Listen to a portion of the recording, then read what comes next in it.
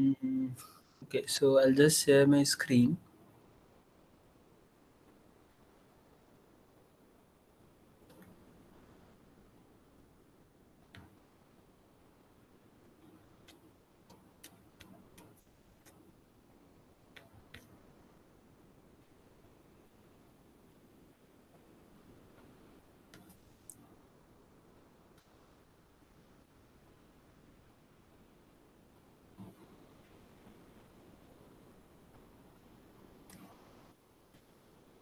Yeah, so you are able to see my screen, right? Yes, sir. Okay. So yeah, so we'll start with the. So I told you how are we going to start this session? Like, okay, so first we'll cover. So so so we'll start like we already have done till the Bayesian estimation. Okay, and then now today we'll just go through the basic about the GMM model. Okay, we'll understand this,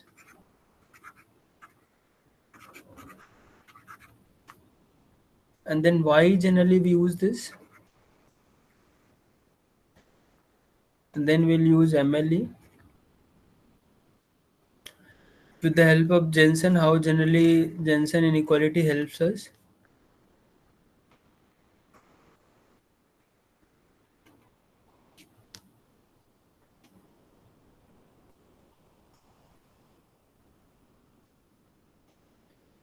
and then we'll modify with the help of Jensen inequality, and then the EM algorithm. Okay, so this is what we are going to do today. So I'll start with the GMM model. Okay, so pretty basic. Okay, so I'll just ask you. Okay, so I have GM model. You already know it's a mixture of Gaussian distribution. Okay, so let's for example in the first example we have two cluster or two. It's generally a mixture of two Gaussian. Okay, and we have already the mu1, the mean we have for the first one, and the variance is also we have been standard deviation has been given for the second case also we have been given the stuff. So tell me the plot, like how are you expecting this plot?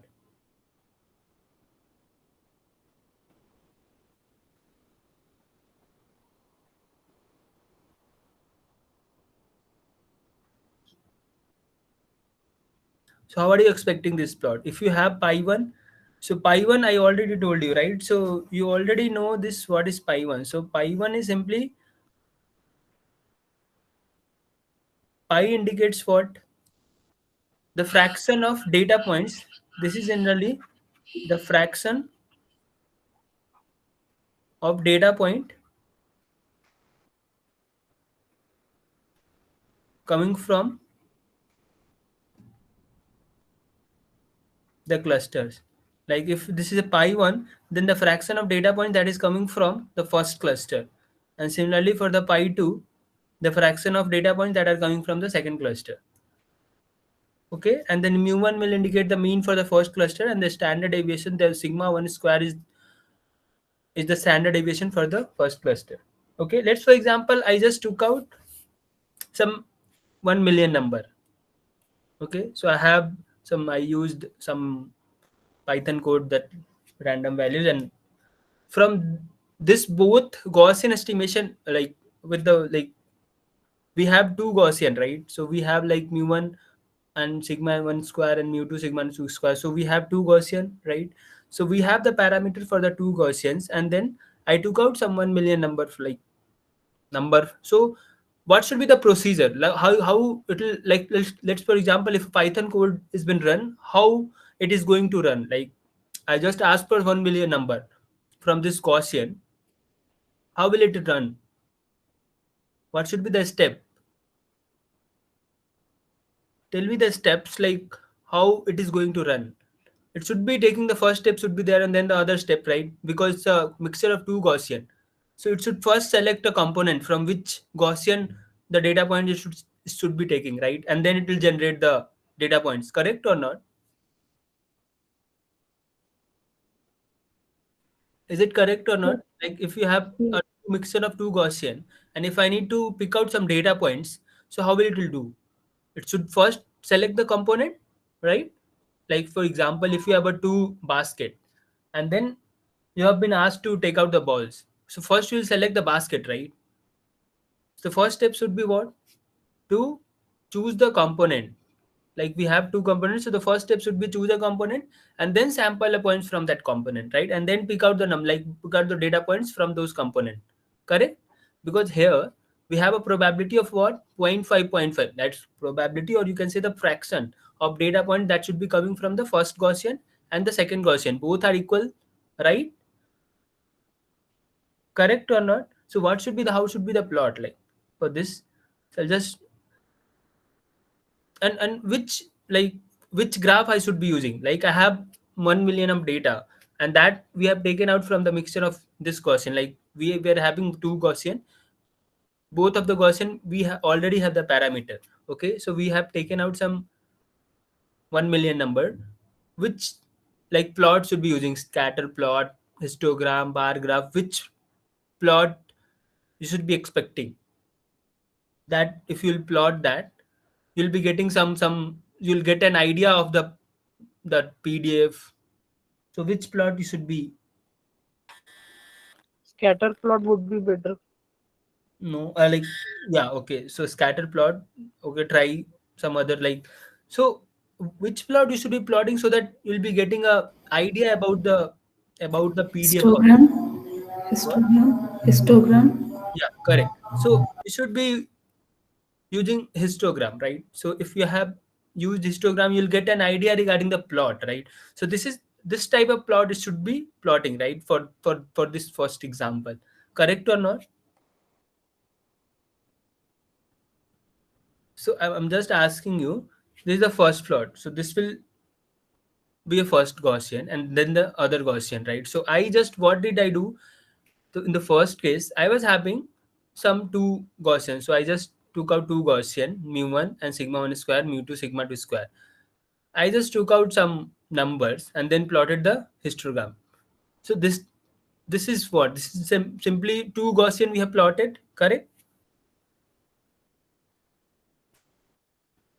And then if we'll be applying this pi1 and pi2 both, then we'll go. So if I'm asking you, what is this like the dotted one? or normal distribution. Yeah, so this is the normal distribution corresponding to mu1 and sigma 1 square. But the the compressed one is what? The compressed one is with the pi 1 and pi 2. Why did it get compressed? Because 50% of the data are coming from the first Gaussian and the 50% of the data are coming from the second Gaussian, right? So that's why it got compressed. Okay, because we are multiplying zero point 0.5 the first and the second zero point 0.5. Okay, so tell me why this height is different. We are taking out 50% of the data from the first Gaussian and 50% of the data from the second Gaussian. Why is this the height should be same, right? Why is this the height different? Because of the variance. Yeah, correct. Because of the variance. So it should be so whenever you should consider like you should not be like blindly following that if pi 1 and pi 2 are equal, that means the height of that histogram should be same. It should not be like it will depend upon the variance also. Okay, because variance generally tells you the spreadness of the data. Okay, so that's why here, so this is the original one, this is the original one. Okay, but after compressing we are getting this one. And what should be the area of this blue curve? What should be the area of this blue curve, the compressed one?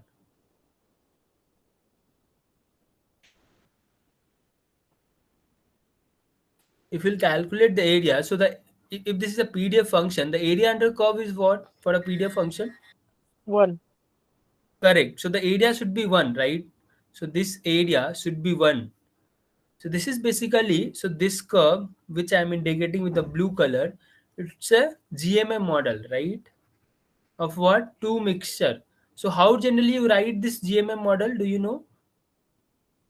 pi1 multiply with the first normal distribution, and then plus pi2 multiply with the second normal distribution. This is how generally you write the Gaussian mixture model, correct? If you have, like, for example, you can have 3, 4, 5, 6 also, right? But basically we are, like, I'm giving you an example where there is a, like, basically two clusters. Okay, that means, so this plot, what this plot is telling you, this plot is telling you that we have a data points. Okay, so that, like, we have a data points where it is coming from basically two Gaussian model, like mixture of two Gaussian model. Okay, in one, like, most, like, many of the data points is coming from this cluster, and half of the data points is coming from this cluster. Okay, this is what the data, this is what your data point says, or this Gaussian, the mixture model, is telling you. Okay, so I'll give you some more example.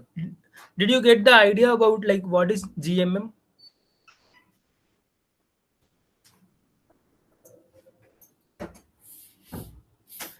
Shall I Sir, I proceed? joined a bit late. Yeah.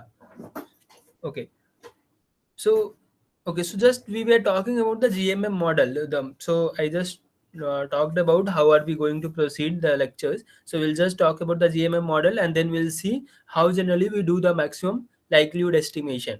Like, why generally we do, like, first I'm just giving you the brief. These are all the ingredients, and then in the end we'll see how generally we use the EM model. Okay. So we are just, Sir, yeah. suddenly I'm seeing normal distribution, and previously we are talking about Gaussian and be- uh, like some other distribution So we where generally only P talked is there. about, yeah. So in the Bayesian estimation, or the MLE model, we mostly talked about what, there were two distribution that we talked about. One distribution was what, Bernoulli, and the other is what, GMM. Like, not GMM. The other was the Gaussian. The Gaussian and normal are same, right? The, just the name. So both are same.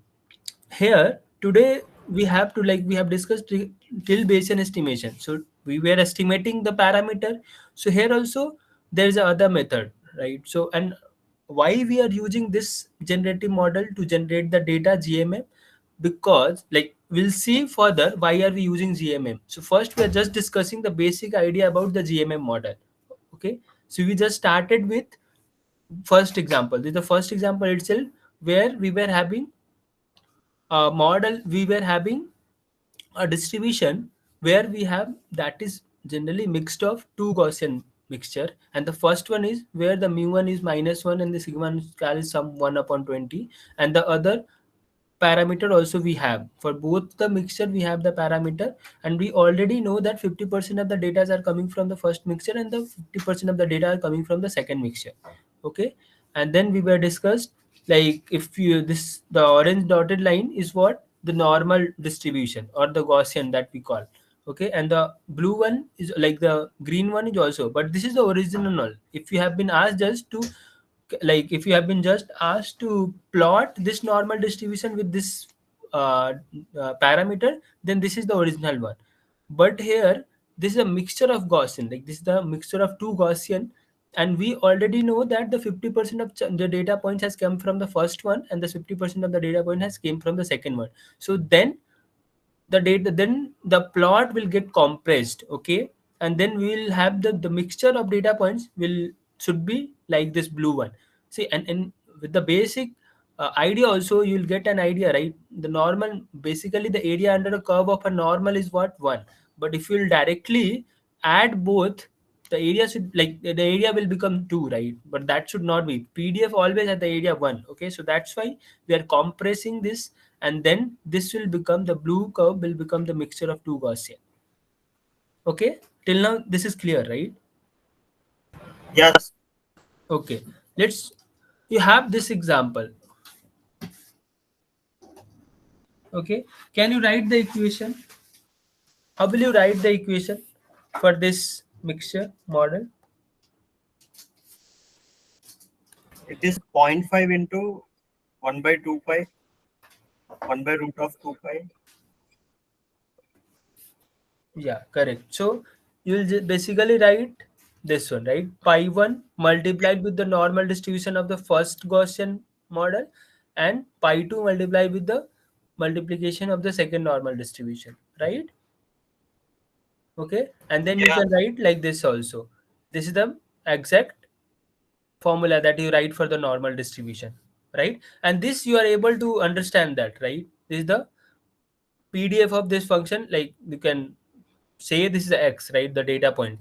Okay, so this is basically the PDF of x, right? Till now it's clear, right? Yes. Okay, so this is basically the density of GMM model.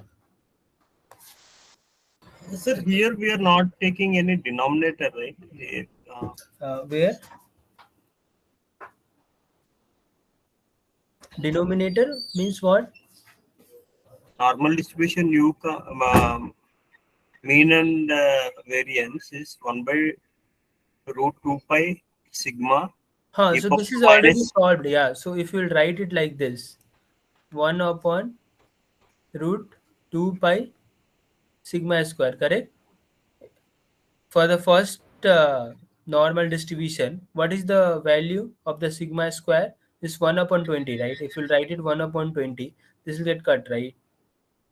So this is what? Pi by 10. So this is what I have written here. Correct? Right. Yeah. So just this like solved one. So this is basically the density of your GMM model. Okay.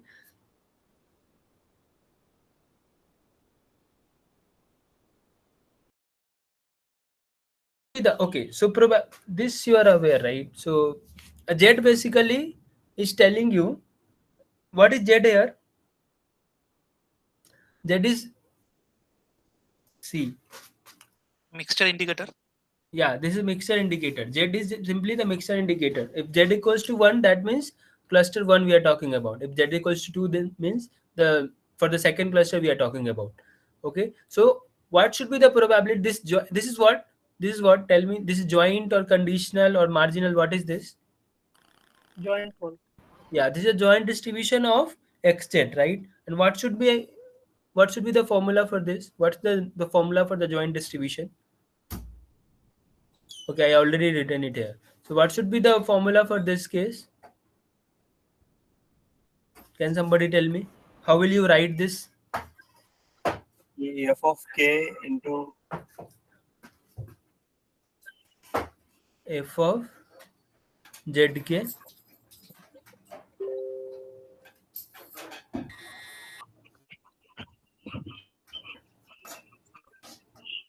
into conditional probability of f of. this is what f of this is a conditional probability x given z. Okay, yeah. So this should be the formula. And what is this? This you already know, right? This is what? Pi. Yeah. So Pi. this is simply pi 1 and pi 2 that we were talking about, right? So what the fraction? Let's for example, if you have fz k equals to 1. So for this case, what should be the value of fz k equals to 1? This should be pi 1. Pi 1 is what? 0.5. Correct? And similarly, for this fz k equals to 2 equals to what? Pi 2. Pi 2 is also 0.5. For this case, I am talking about. Okay? Okay, then tell me what is this in the form of probability?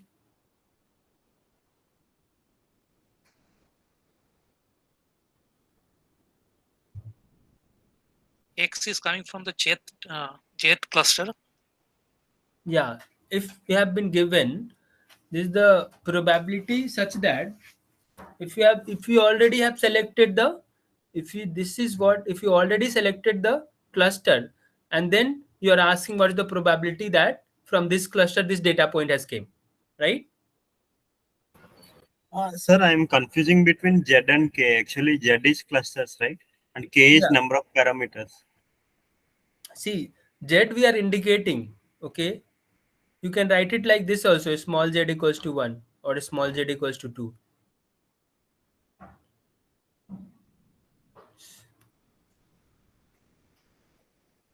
I can write it like this also.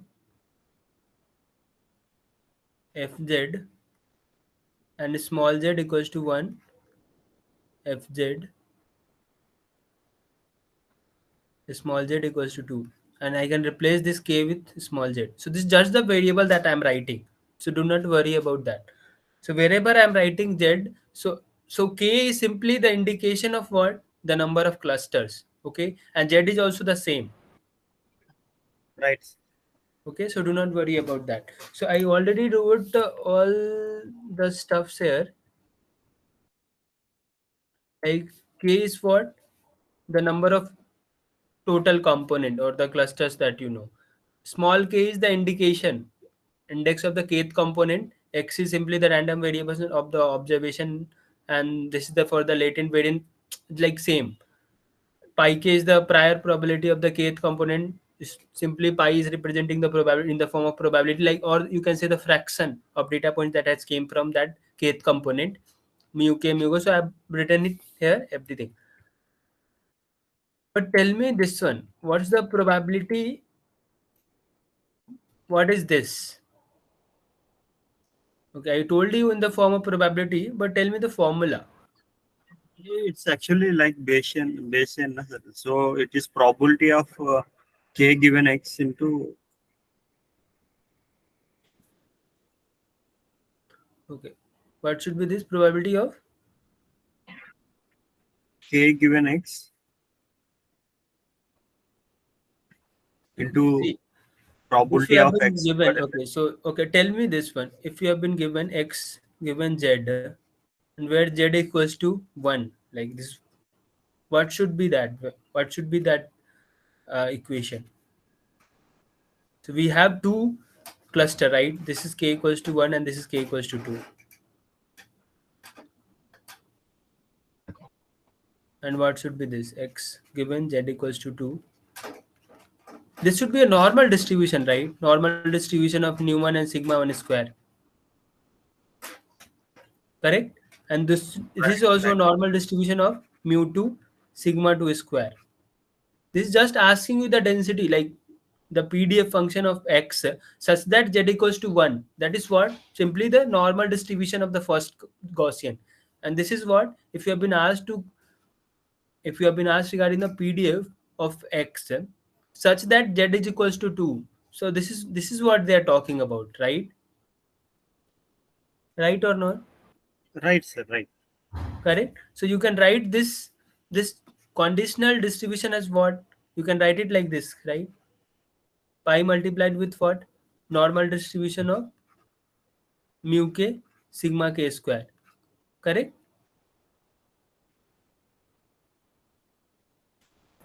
Yeah, sir. Okay. So we can write it like this. Okay. Now tell me this one, this function. This function in the form of this one. The density, the PDF function of x, the PDF of x in the form of this function. So this I already told you. How did we calculate the density of the PDF function of x? Simply what? Addition of what? Addition of all the pi 1. For this equation, how can we write? Pi 1 multiply with the n first Gaussian mu 1 sigma 1 ka square plus pi 2 sigma 2 ka square. Can we write it like this for this equation? For this PDF function, probability density function, can we write it like this? The density of this GMM model. Yes.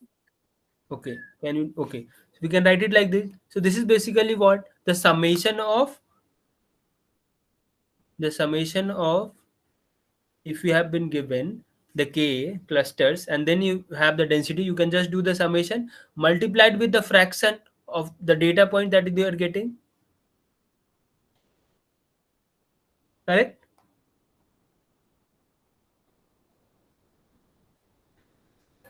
Yeah, sir. Yeah. Okay. So this is what I, so till now anybody has any confusion regarding the GMM model? How will we write? How generally we write the density of a GMM model? This is basically the summation of what? pi k multiplied with the normal each individual normal distribution, individual Gaussian distribution. Okay, so this is how we wrote. Okay, for this second example, what should be the pi value? Can you tell me the pi for pi 1 and pi 2?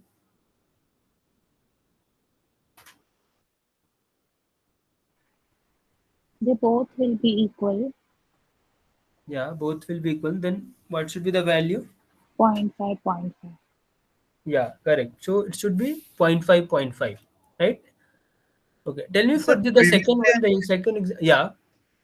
previously also it is 0.5, 0.5, right? Yeah, previously, okay, for this function, so I told you, right? So mostly it depends. So you don't get confused that if pi is same, that means the height should be same, right? The variance is different, right? The spreadness is different. So the height plus the variance, it will depend upon the variance plus height, right? Then only you can get the correct shape. See, 50% of the data point is coming from both the point, but maybe from this cluster, the data point had spreaded, right? But for this cluster, the first one, the data mostly the data point coming from closer to point one minus one, right? But for the second from the second cluster, maybe the data points are having they're coming from plus like one, but they have that standard deviation of some values, right? That can happen, correct or not? Right. Yeah, so that's why I told you in the starting itself, it depends upon the variance also, like the standard deviation also. Okay, the spreadness of the data also, and then the height also. So don't get confused with that. So that's why the first example we gave. So the Yeah, second here example, variants are same. Both variants are yeah, same and here the variance are same. That is how you are getting 0.5, 0.5. Okay, even from the shape also you can say the shape was almost similar, right? So if the shape is almost similar, then the variance should also be standard deviation should also be similar. Okay, tell me for the second example, the second case. From the plot, you can get the idea, right? The pi one for the first structure should be more, right? Because the variance is almost similar, right? Correct? yeah. So what should be the value? Can you give me the idea pi 1 or pi 2? You can give me the idea regarding the pi 1 and pi 2. Uh, Sir, total area should be 1. So depending upon we require to calculate. Yeah, total area should be 1. That is fine. But like some idea like more than 0.5, less than 0.5, something like that. Sir, for first one, it should be more than 5.5, I think. Yeah, correct. It should be more than 0.5, right? And for the second one, it should be less than 0.5, right? You can see from the plot itself, like from the first cluster, the data point, like large chunk of data points are coming, right? From the density itself, you can see that. Because the spreadness of both the data are almost similar. That's why. Otherwise, you would not be able to say that. So you can see that, right? So the spreadness is almost similar. Mu is minus, like mu doesn't make any changes, but you can see that the pi 1 is 0.8 and pi 2. Okay, so I'll come upon that. Okay, so I have this pi 1 and pi 2 is given here. Can you give me a basic idea about the plot? So for the third example, can you give me pi 1 is 0.9 and pi 2 is 0.01? Sir, The I have a basic- question. Yeah, In the previous example 3, how you calculated this pi 1 and pi 2? okay. Yeah, okay, this example, No, example 3, the next one. Yeah, this this one. one. Yeah, Okay, so no, I just gave you, okay, this you are talking about, this one. yeah, the previous example 3, pi 1 is 0.8 and pi 2 is 0.2. So this example I told you. So from the plot itself, you can see that. See the plot, both the plot. From the plot, just seeing the plot, you can get an idea that the Yes, variance, the standard deviation for both the plot is similar, same, almost similar. Correct? yes, Okay. So if you have that idea that the standard deviation is similar, right? And then if the height is more for the first case, that means what?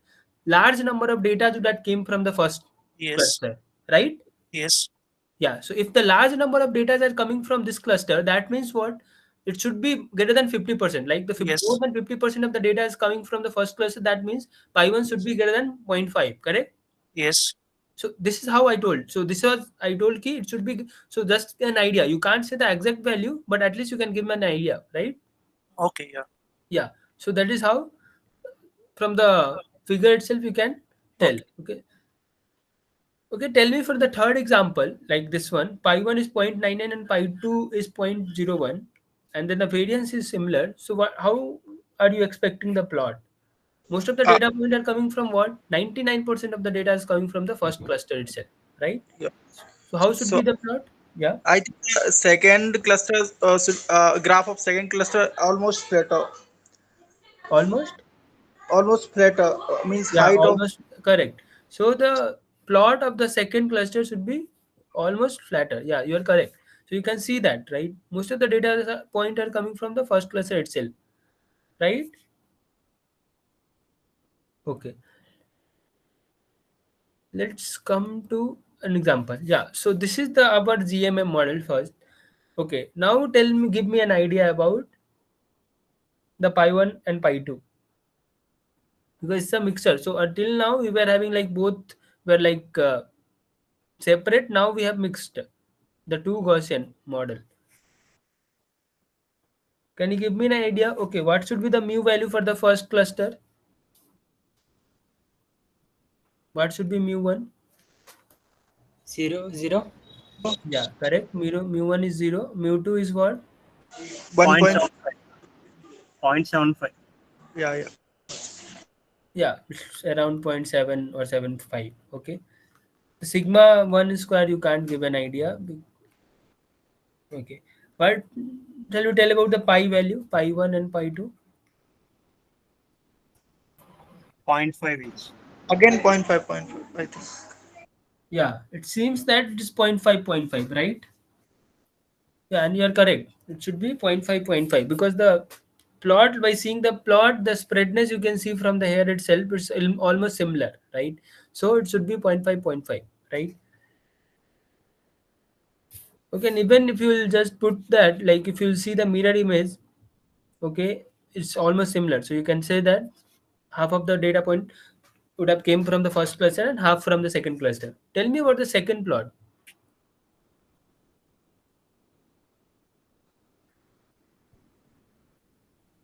If the variance is same for both the cases, what should be the pi 1 and pi 2? Like not the exact one, but give an idea. Like, and variance, I'm saying the variance is same for both the clusters. For first cluster, it should be lesser than zero point 0.5, and for second, it should be greater Yeah, than. correct. So you are correct. So the first, for the first cluster it should be around zero point 0.3, zero point 0.4, and for the other one it should be more, because the variance I already told you it's same. If the variance is same, then you should go for the height itself. Whichever the cluster is high, the height is high, then it should be greater than 0.5. Okay. So this is what we talked about, the basic GMM model. So now we'll come to this prior and posterior, but it's fine. Okay, so so I told you about the function. Okay, this function I told you about, which and all I told you about. I'll just come up in here.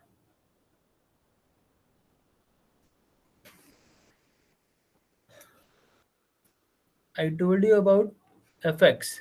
Fx was what? The density of GMM model, correct? What was fz? This was simply what? PMF of z. And this is what? Simply pi k, correct? Okay, I told you about this also. What was that? Tell me.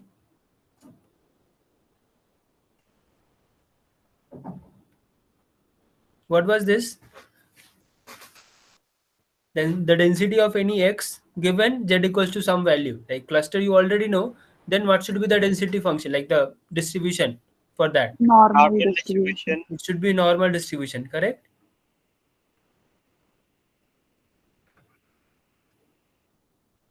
What about this?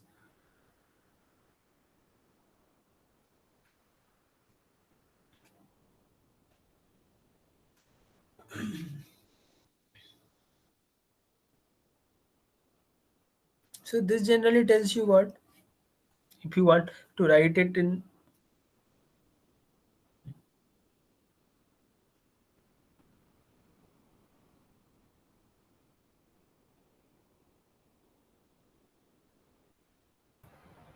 Fz into fx by z divided by f of x.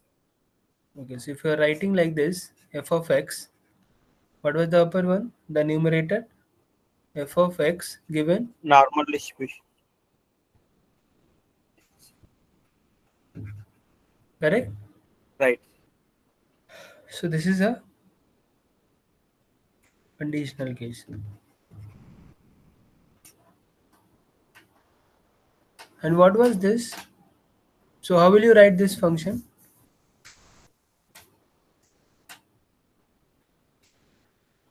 This function, how will you write? What did I told you? The summation of what? K is equal to 1 to n f. K equals to 1 to n or k, capital K. K, capital K. Yeah, and then it should be pi k multiply with what? Normal distribution. Normal distribution.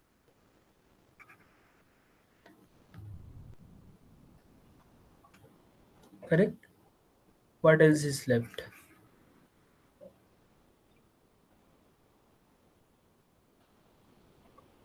So this generally tells you what?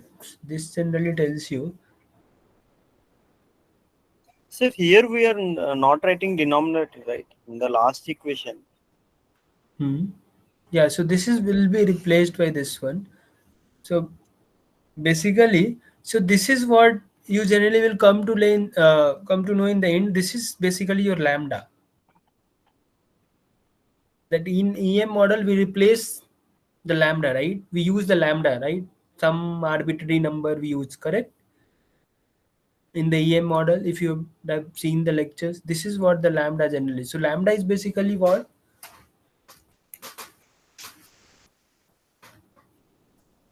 For a given point, from which component it has came. Okay, let's for example, I have a 3 data points and 2 components. So for the, it should be 3 cross 2 matrix where the lambda 1 1 would tell you the probability such that the first point, what is the probability that the first point has came from the first component. Okay, this is what the density is also. If you'll fix some point data points, what's the probability that the first point has came from the first cluster? Correct or not?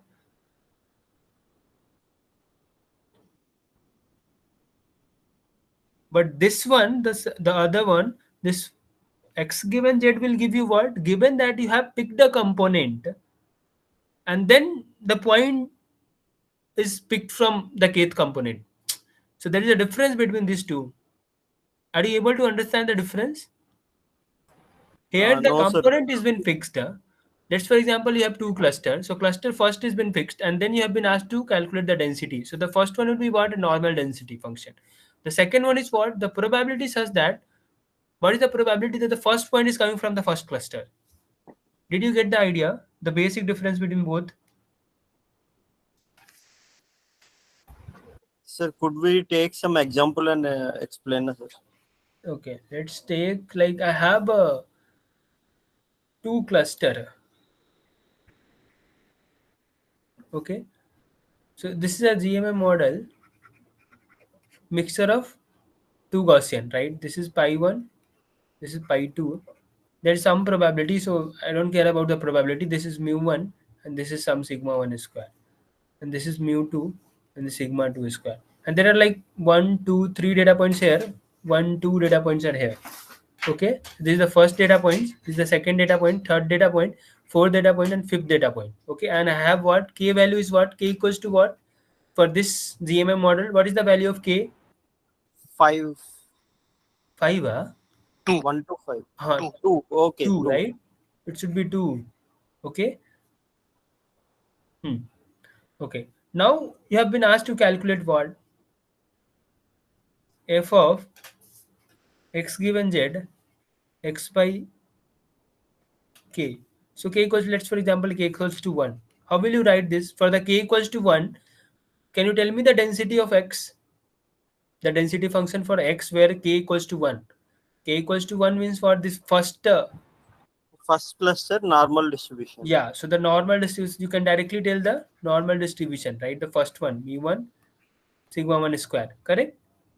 But if you have been asked to calculate this fz given x equals to some, let's for example, the probability says that for the first, so this will tell you what, let's for example, you have been asked to calculate the, what's the, this will tell you what the data point has been given. So the given point, the data point is been given, and then you have been asked to calculate the percent, like the probability says that it has came from the first or second or third. Okay, let's for example, you have like lambda 1 1. Lambda 1 1 will tell you what's the probability is that x equals to, like the first data point has came from what's the probability that the first data point has came from the first cluster? What should be the probability? Can you tell me? It should be greater than 0.5 or less than 0.5. What should be the value for this case? The first one? Greater than 0.5. Yeah, it should be greater than 0.5. And why is that? Because graph of first cluster is taller. Yeah, and let's for example, I gave you such this type of plot.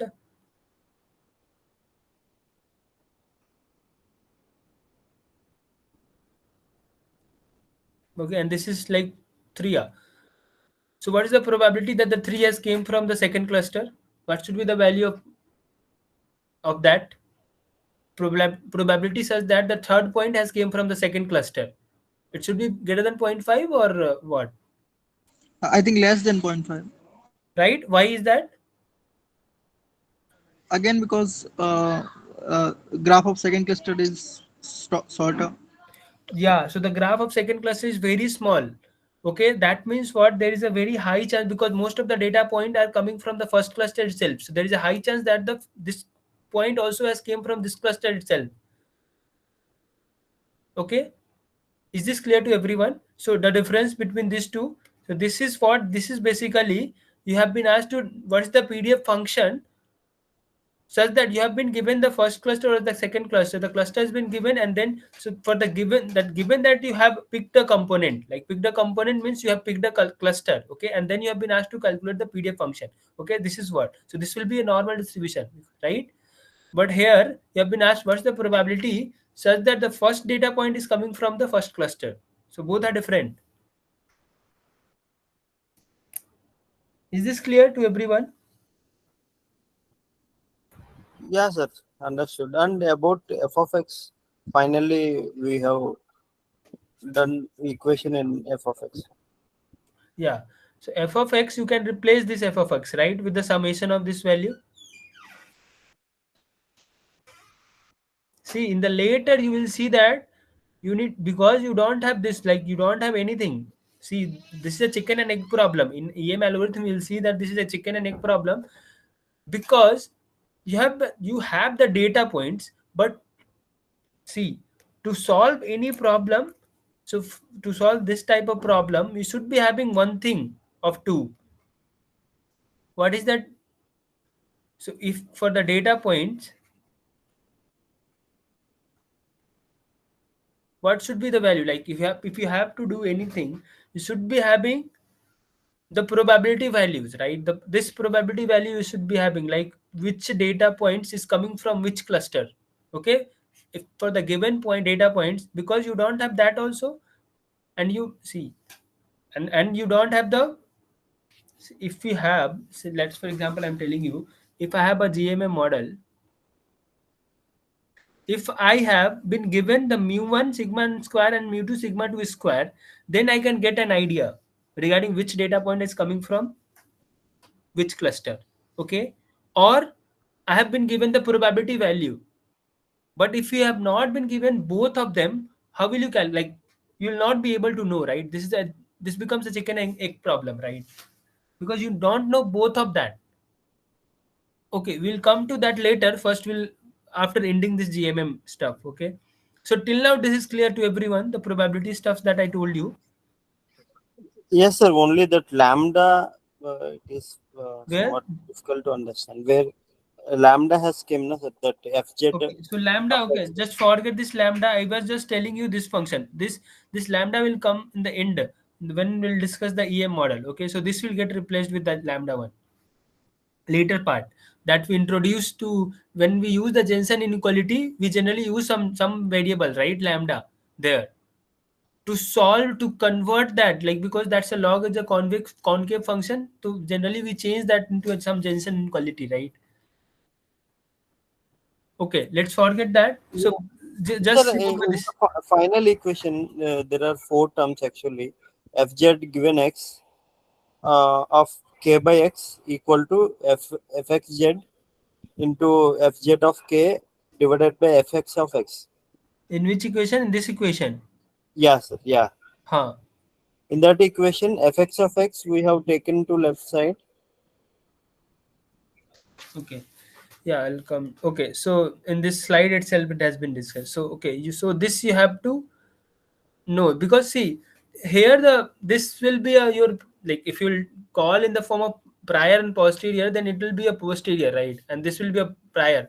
Why this is a prior, that you have a guess, like a belief that this this percentage, like 50% of the data has came from the first cluster and 50% of the data has came from the second cluster, and this is your posterior. Okay, this in the end will tell you like which data point has, like, what's the probability that the first data point has came from the first cluster, or the second data point has came from the second, like, first cluster. Okay, so this is your belief and this is a post-it, like, just to give you an idea.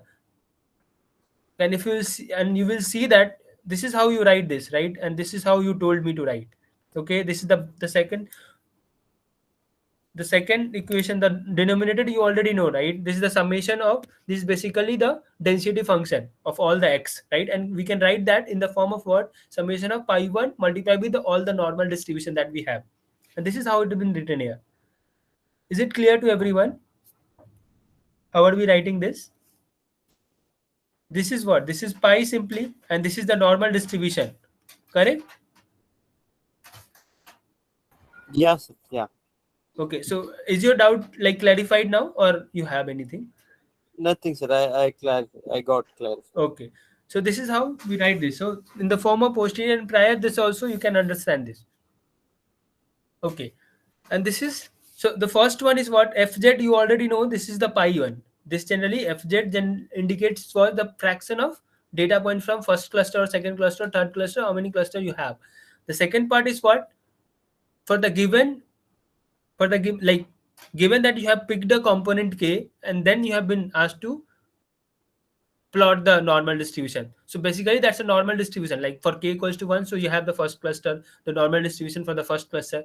Similarly for the z equals to 2 or k equals to 2, you have the other normal distribution, right? So if you have been asked for, like, basically you have, like, for this example that I took here, I just took the two cluster. Okay, and in this form I just wrote the equation, that's it. And now I'm asking you to calculate something. See, for this equation, I'm just asking you what's the probability that this 0 point minus of 0.1 has came from the first cluster. Z equals to 1 indicates what? What's the probability that the point 1 has came from the first cluster? What should be the probability value? Can somebody tell me? You Point got the five. idea, right? How will you calculate that? Exact value you can calculate from here, right? This is the formula to calculate the exact value. The probability such that the some point has came from first cluster or second cluster, or any point has came from any plus cluster. Did you get the idea how we wrote this till here? How we came from here to here? How generally you calculate the probability value of any point came from any clusters? Yeah, sir. Got it? Now calculate this. Like, what is the probability that, for, see, this is a model where you can see that the variance is same, height is also same. Okay, so the 50% of the data has came from one, 50% from the second. Now you have to calculate such that the probability of, such that the point negative minus 0.5 has came from the first cluster. What's the probability of that? Give me an idea about that. Not the exact value, Exact value can be calculated by putting the value, but give me an idea. 0.5. Near to 1. 1. How can it be 0.5? Like, see, it can't be 0.5, right? It is closer to which plot? Sir, I With think the it. last one. What's the probability that this would have came from the first cluster? Yeah, it's 1. 100%. One. See, you have to give the value. See, can you explain? So, can it be 100%? It can't be 100%, right? It's a soft clustering. Like, you're solving everything in the form of soft clustering. Just remember that wherever we are doing anything, like probability of getting this point. So, this value, see, normal distribution is what? Normal distribution is what? It generally never touch this, like, it will go like this, right? So, the probability of getting anything, it can't be like, so if I will ask you what's the probability such that z given x, it's coming from the second cluster, it can't be zero, right? If it can't be zero, that means it can't, from the first cluster it can't be one. I'm just asking you in the form of probability. So what should be the value? It can't be one, that is for sure. It should be closer to one, but it can be one, exact one. Did you get the idea why it is not one direct, like exact one? Yeah, sir. Both numerator and denominator, it can't be same, and both are 0.5. So, Right? So it yeah. can't be 1, it can be closer to 1. So is it closer to 1 or is it closer to 0? What should be the probability value? Sir, it's a closer to 1, I think. Yeah, so Closer the to value should be what? Like 0.98, 0.9, 0.85, something like that, right? And the value is 0.98 if you'll calculate the exact value. Okay, tell me for the 0, what's with the probability such that the 0 is coming from the first cluster? Closer to 0. Closer 0.5. to 0.5. Closer See, to 0.5. yeah, it should be zero point 0.5, right? Because 0 is like equidistant, right?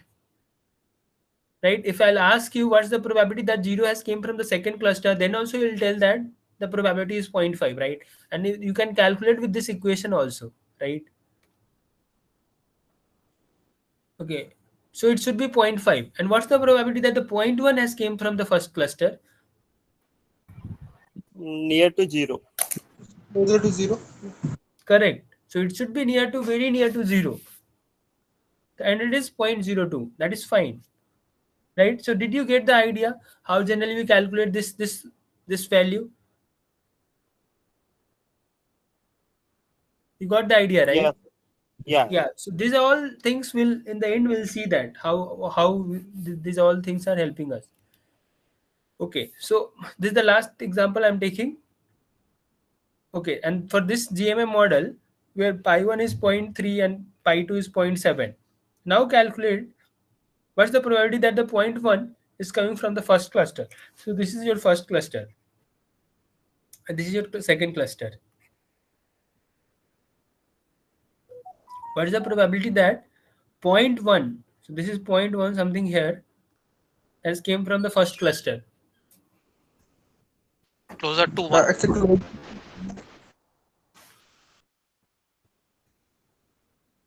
It should be closer, but yeah, it should be closer to 1, that is correct.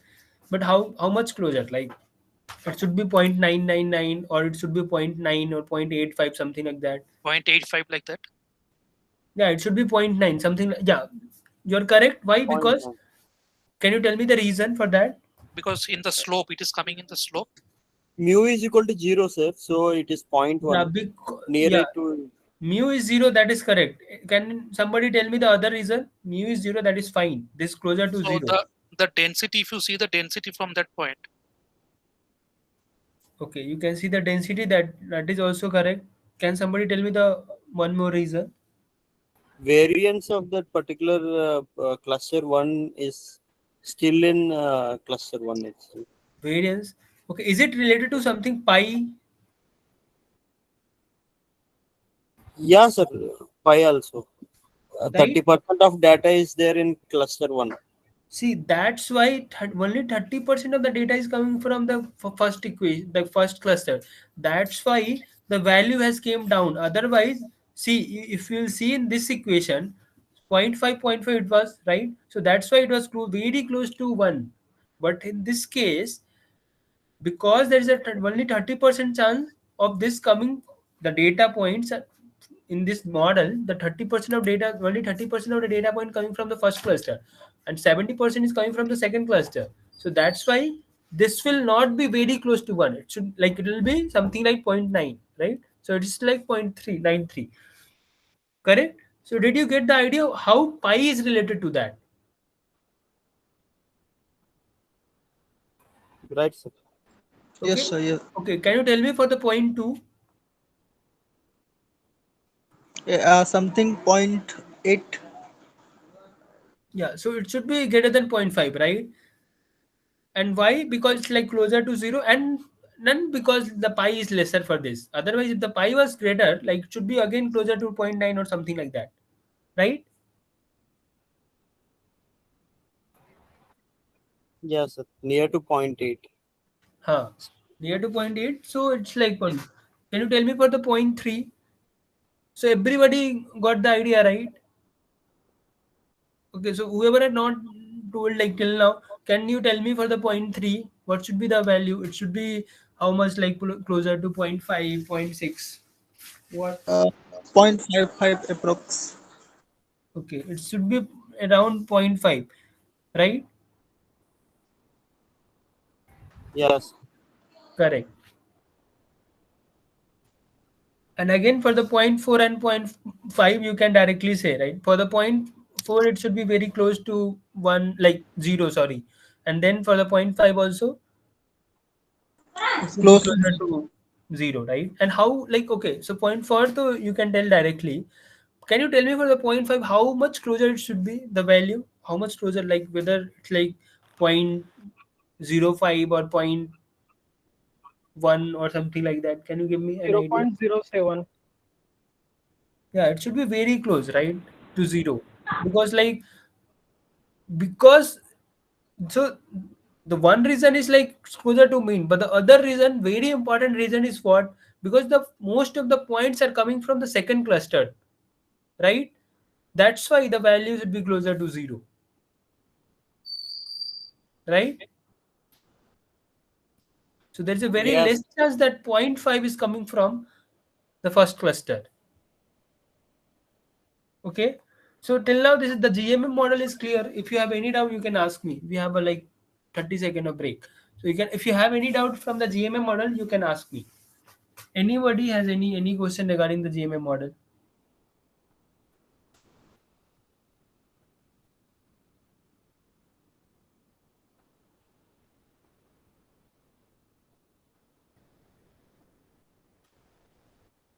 Yeah, Nikhil, I guess you were correct.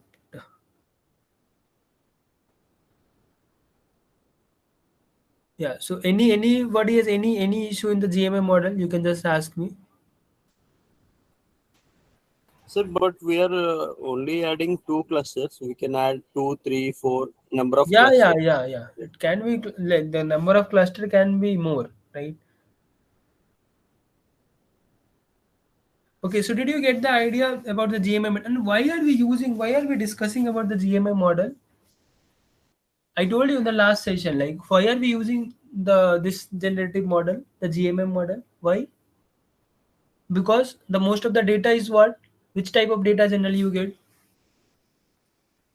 You Normal. can't trace back, right? You are not able to trace back with one Gaussian, right? Or one Bernoulli distribution, because the Bernoulli, you can say directly, if your data point is in the form of 0 1, you can trace back with the help of Bernoulli. But if you have some normal the normal real data, so you generally trace back with the help of Gaussian distribution, right?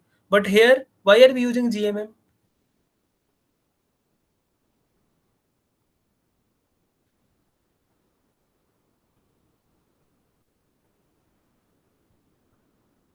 How to determine the number of cluster that we may have? Yeah, it's a good question. But seriously, I don't have the answer for that, like how generally we choose the cluster. See, in the coding though, like, I know how generally we choose, like we randomly select the numbers, and then we can plot that palm plot, and then with the help of that we generally get to know about that.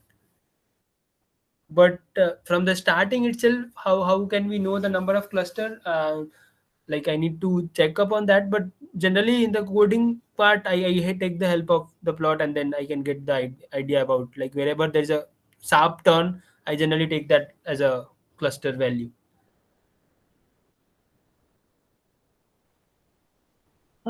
So like in practice assignment of week 4, there was Yeah. a question which was asking how many clusters we should form, like if the data is given. In that case, are we supposed to intuitively like find Which the value of question was k? that? Okay, let me check that question number. Can you tell me the question number? 5, question number 5.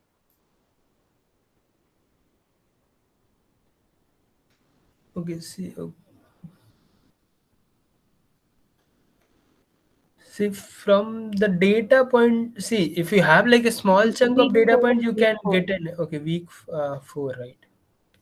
If you have like a very less number of data point, we can say from seeing the data. Okay, but if you There have were a, 300 data points. okay, so let me check that. So consider a data set of height. Okay, it's basically height of 300 individual. The first 100 is drawn from active pools of basketball players in the NBA. See, if you have a basketball player, so what's the criteria? Like many a places, okay, the short players can also, you can have a short player also, but mostly in the basketball, the peoples are like has like good height, right? So Hmm. if we have like a basketball player, so this will come, like this first 100 will be a totally different. Like totally different means the height must be coming from a different distribution, you can say, right? Right, right. Correct. And then the second one is what, the next the next 100 are drawn from a list of chess grand player. So this chess player, so in the chess, in the game like chess, there's no requirement of like height and all, right? So this is Right, totally different from this 100, that you can get an idea, right? right. Okay, so till now we have two clusters. One cluster Pakka is coming Basket. from some different Yes, distribution, and the second cluster is like very, like you can say any height of the people can come, right? correct. This is a distribution. Let's, for example, it's coming from a normal But distribution, but sir, yeah, here it is said that the chess grandmaster, right? So yeah, we can say that these guys are having a higher IQ like that. We yeah. can It be can have clustering higher on that. IQ, but we are not concerned about the IQ, right? It's Yeah, just talking about the height. There can be some person from here also who has high IQ, but we are not concerned about the IQ. The IQ we are not considering, like we have a data point of only height. IQ doesn't matter here. okay, Correct? okay. See, if you have been asked to calculate, consider a data point of IQ of 300 individual, then I would have told you for the basketball player, I don't care, like IQ can be anything, right? Yeah, Okay, but for the chess grand player, maybe the IQ is good, like, yeah, okay, okay. yeah, most probably. So this will be a different distribution for that case, and this will be a different, where this 100 will be a distribution where like spread data, like for this case for the height, this would be a spread. Like for the chess grand player, there can be some person whose height is very high and some person whose height is very less, but but for the first 100 data points which are drawn from some model, in that case most of the people will be having a good height, right? Correct. So now we have a two clusters, right? And the last one is what, the last 100 are drawn from randomly from a city of Chennai.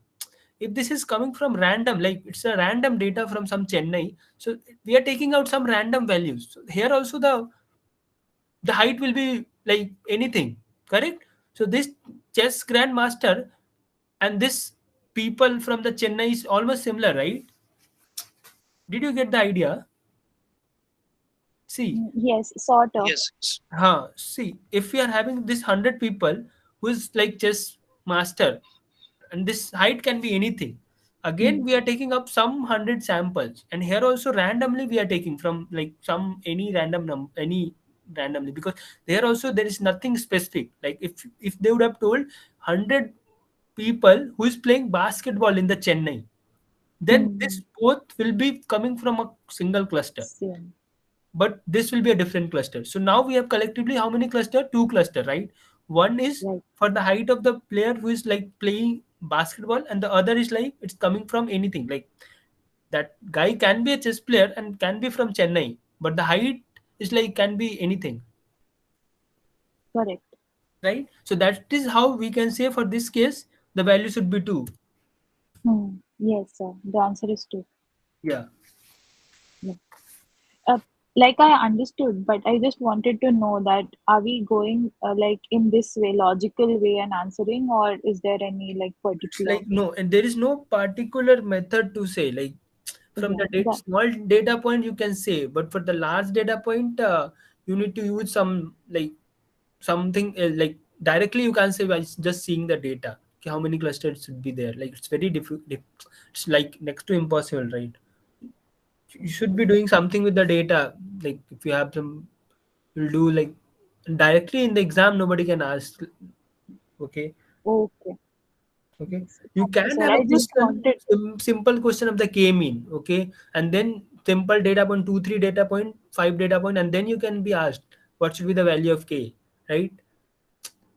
Hmm. With some modification, like you can be asked regarding the K value, or maybe you can be asked regarding the final mean of the first cluster or the second cluster, right? But they can't ask you like with the some bigger data chunk, and then it will be very difficult to understand. Yeah, go ahead. Yes, sir. You're asking Thank. something. No, that was my intention behind asking this question. That are we going logically way or following a particular method? Yeah, so Yeah. yeah, okay. Thank you. Yeah, thanks. So yeah, Trivedi is asking general value of K depends on the the value of K totally depends on the data set. So and but just seeing the data sets very difficult to say like for the single, like for example if it is in the dimension 1 though at least you can say, but if it's in some bigger dimension you can't directly say, but with some method we generally come to know about regarding the cluster value. Okay, so till now we are clear what is GMM model and why are we using this. Okay, is it clear why do we use GMM model? Because the data set is normally it's not pretty simple.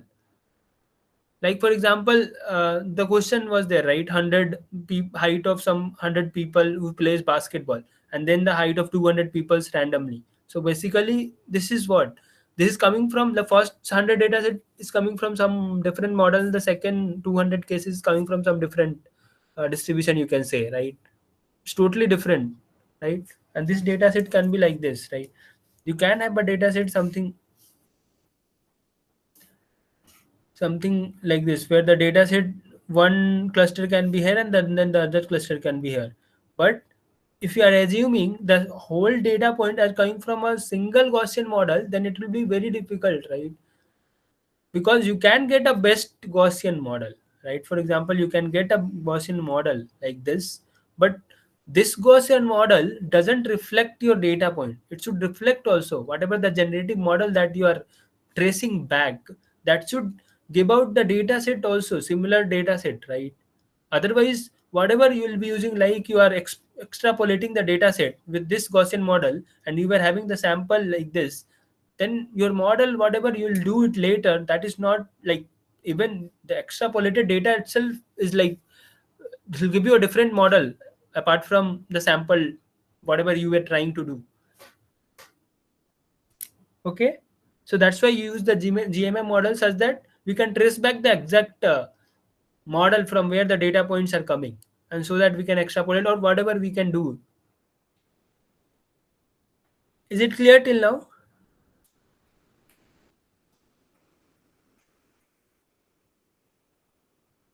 Okay, so let's talk about the log likelihood for the GMM model.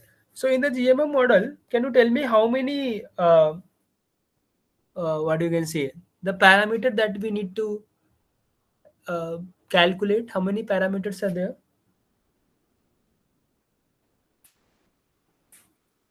Four. Basically, how many parameters are there? Can somebody tell me? Four. Okay, what are the three data, like the three parameters, Nikhil, or four? I guess. How come four? Pi, sigma, mu, and lambda. No, no. So lambda is like we didn't came to lambda till now, right? Lambda we have not came yet. Okay. So Then see, if 3. I have to trace back a GMM model, I have to know regarding the GMM model what things I should be knowing. This is what I'm 3K asking. minus 1. What? 3. Three. What are the three things? Pi, mu, and sigma. So pi, mu, and sigma. Okay. So this you told, if I have a GMM model, so these are the three types of parameters. How many parameters I have asked you? The exact number of parameters. Into K. 3 into k. Is it correct? Like 3k is fine. You are very much closer. Can somebody tell me? So you have a constant also, right? The sum of pi, all the pi should be equals to 1, right? Yes. Then what should be the updated number of free parameter that you need? Minus 1. 3K, 3K K minus minus 1. 1. 3k minus 1, right? Yes. So this many free parameters you need. You need to estimate, correct? Yes. Okay. So how will you write the log likelihood? Yeah. K Go ahead. clusters, right? K Yeah. clusters. So 3K, Y minus 1, sir, I didn't understand. Okay. So if we have to see mu, sigma, and pi. So if you have k cluster, that means you have like k value, like k pi, right? And k mu and k variance, like sigma square. Okay. But if you Right. have the summation of pi k equals to 1, let's for example you have a plus b plus c Understood, equals to sir. 1. Understood. You Right, got it, right. right? Yeah. If you have ab, then what's the requirement? C you can write it in the form of ab itself.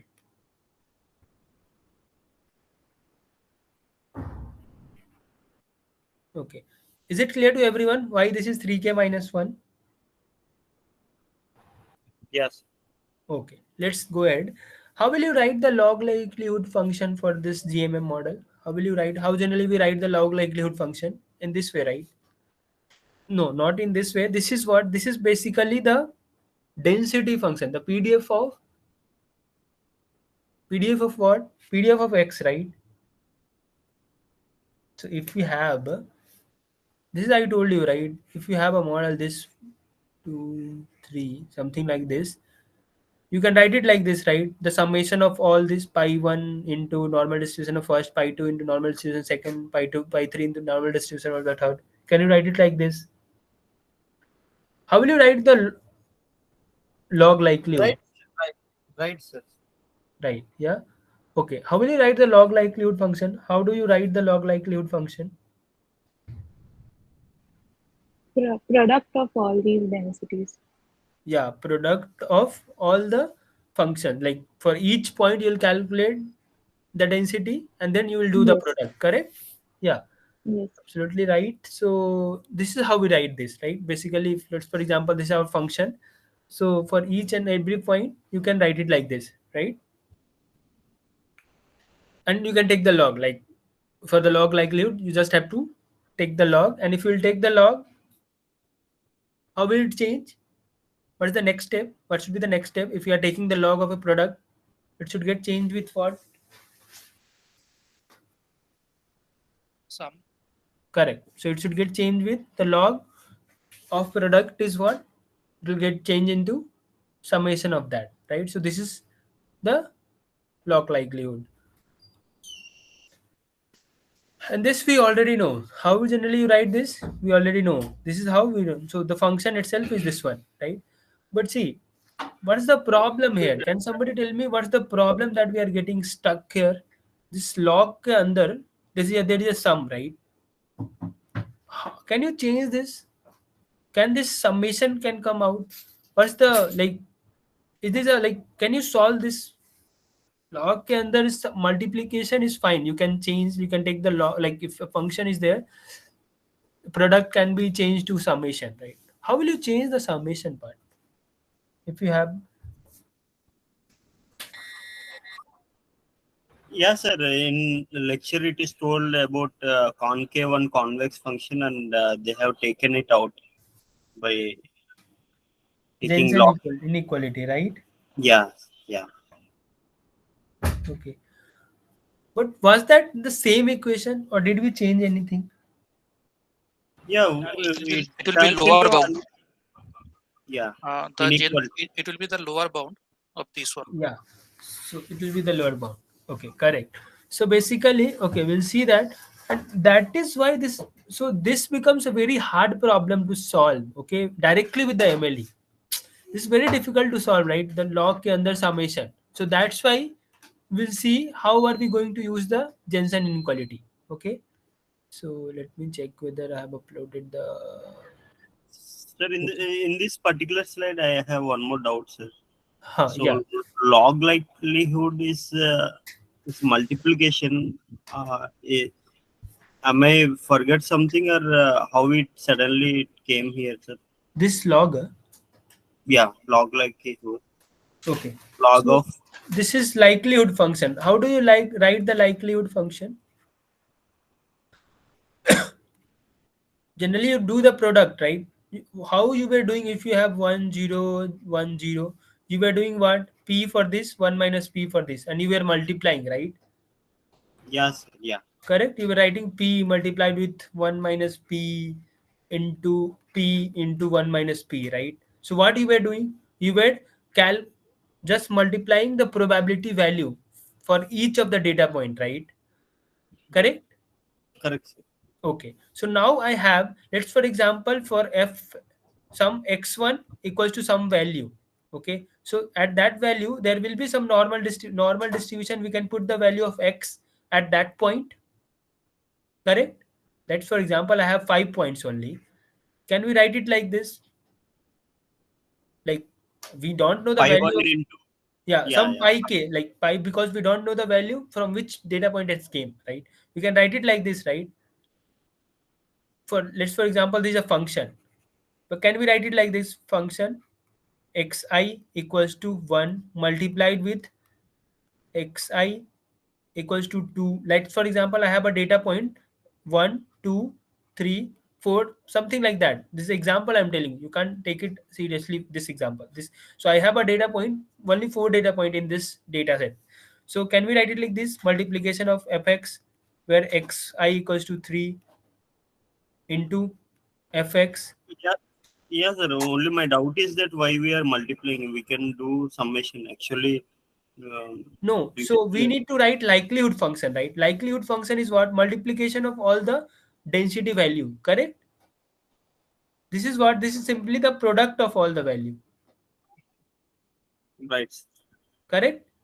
Yeah, See, so the method of maximum likelihood was, so in the starting we, so what did we do? We generally we need to calculate the theta. Let's for example, for simple case, if you are asking what, if your doubt is why are we multiplying only? Why can't we do the summation? So we were doing what? In the normal example, in the first case, when we were estimating the value, we can write the likelihood in the form of what? If you have been given the example like this, you can calculate the likelihood, because the likelihood was in the form of, likelihood becomes a function in the form of parameter. Okay, if you have a function in the form of parameter, you can do the partial like differentiation equated to 0 to get the theta where your likelihood getting maximized. But if you are doing the summation, like this is nothing, right? You are just doing the summation of some all probability value. You're not getting anything. So that's why we don't do the summation. In spite of that, we do the likelihood, and then because there is already a method that likelihood and do like maximize that value to get the parameter, because we have to estimate the parameter.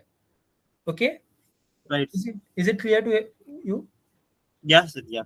Okay, so this is done. So this is why we are doing this. Let's move to the like next uh, slide. Till now, if you have any doubt, you can just ask me. Anybody has any doubt till now? Okay, let's move to the estimation part. Sorry, estimation sorry, we need to do the MLE, right? Okay, let's 1 minute. I'll just 1 second. Just you can just 30 seconds. You can wait, and then I'll just open the slide.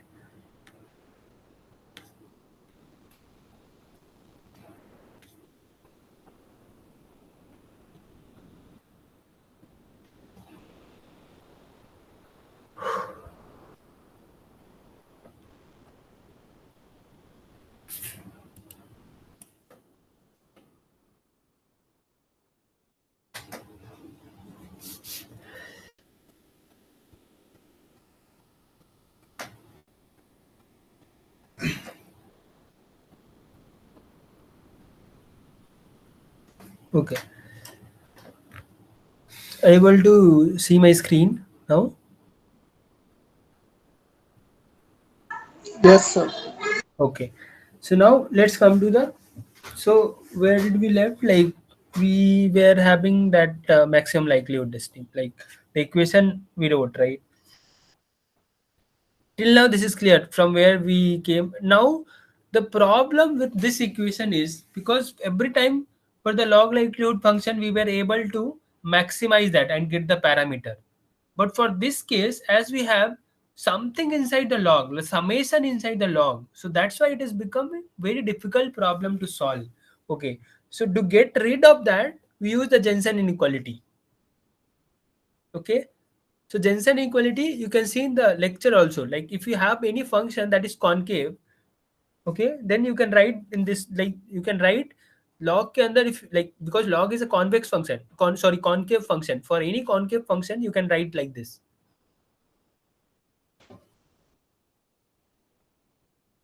Should I tell you about the convex function, or this is like you already know about that convex function? If you have anything like this, Nothing, sir. No, sir. We know that. you already know, right? You can write for any function like f of a plus b, something like this, is greater than equals to,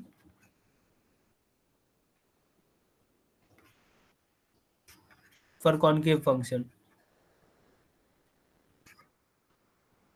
Okay, so I'll just skip this part. Okay, you already know, right? I'll just skip this part.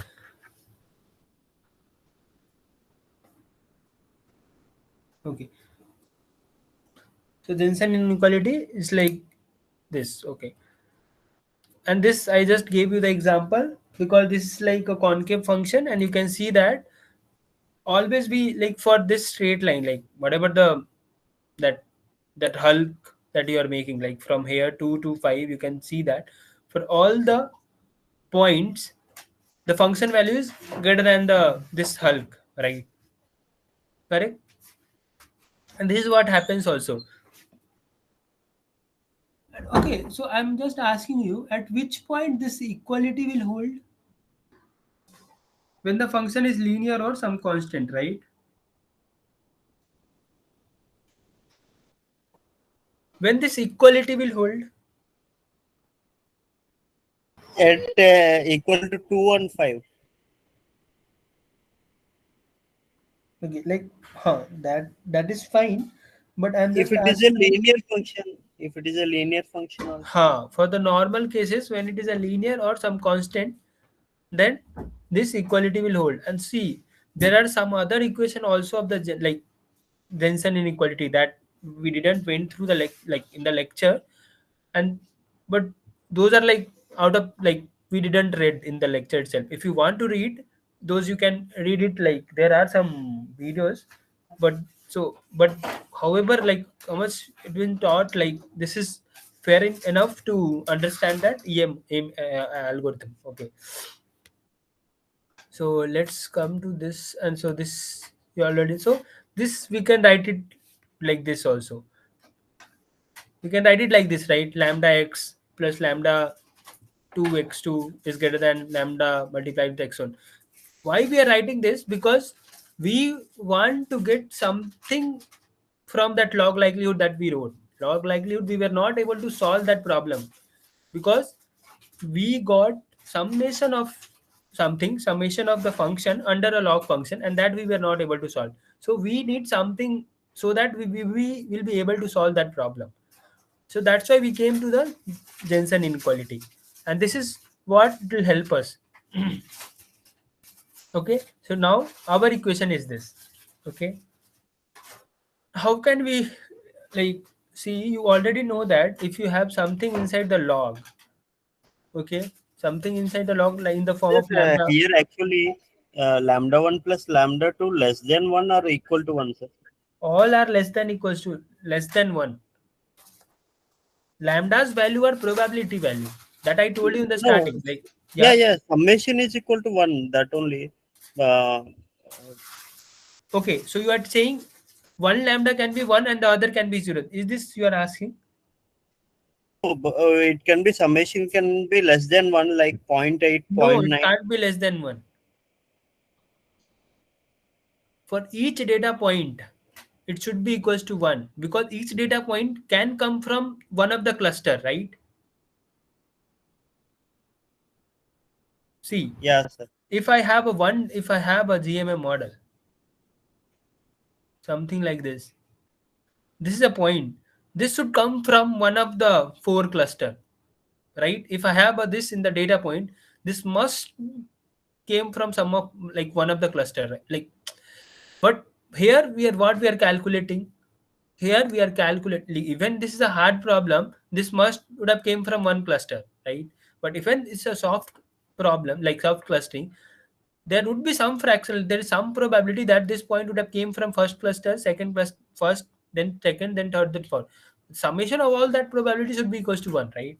And this is what k lambda is. So the summation of Yeah, lambda should be equals to 1. So here why we are taking lambda, because we know that to convert any problem, like concave function in this way, we need some lambda's value where the summation of that lambda should be equals to 1. And if we are able to get those lambdas, we can convert that into this form, right? So that is why we are just taking some variable, but later we'll come to know that lambda is the probability of calculating some point, like lambda is simply the probability of xi belonging to some cluster. Till now it is clear, right? yes.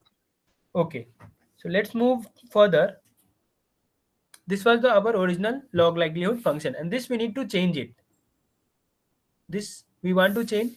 So to change that, we already know that in Jensen we need some lambda, some variable lambda where the summation should be equals to 1. Correct? So that's why we introduced a other lambda. See, somebody can ask, pi is also the summation. Like pi ka summation bhi is 1. Why can't we take pi? Right?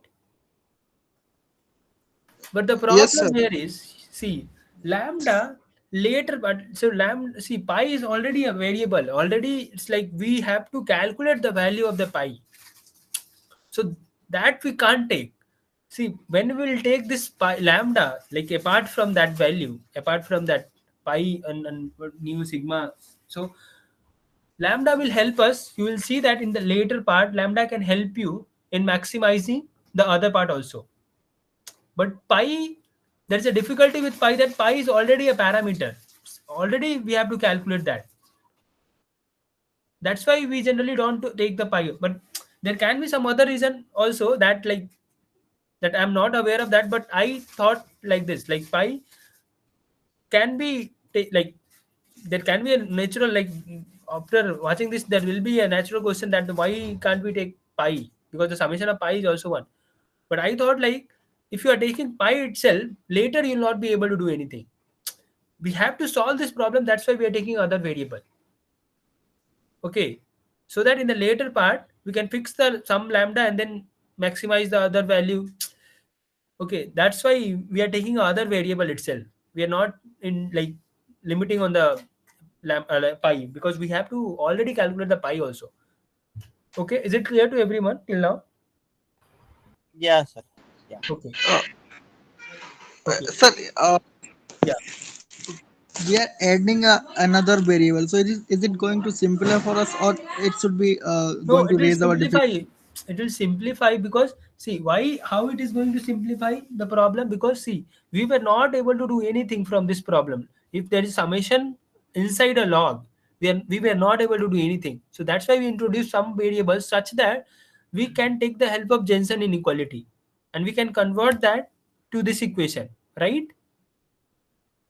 We can convert that log likelihood to this equation, and this will help us, because now this, whatever we were having the problem, there is a summation inside a log. Now we get rid of that. Now we have what? We have something inside log, and that is like some value. It's not summation or something, right? If we'll do the what, when later part, if we'll fix something and we'll do the like differentiation, partial differentiation with some values, at least you were able to do that here. But earlier you were not able to do that. Okay, is it clear to everyone? So just to, for the sake of solving this problem, we took the help of Jensen inequality. In that Jensen inequality, there must be some lambdas, like to convert to from some equation, like from for the some concave function. If we want to take help of Jensen inequality, we introduce some free variable, other free variable. Okay. And okay, can you tell me how many free variable we have introduced now? The lambda, how many lambdas are there? If we have, like for example, 3 data points and 2 cluster, how many lambda, like how many lambdas are we introducing? 6. I Correct, 6, because for each data point there is 2 probability. It can go to the first cluster or the second cluster. Similarly for the second data point also, and similarly for the third data point also, right? And can you tell me what should be the value of this lambda 1 1? If I have like I equals to 3, lambda 1 2 plus lambda 1 3, what should be the value of this? 1. 1. 1, correct? And if I have lambda 1 1 plus lambda 2 1, what should be the value for this?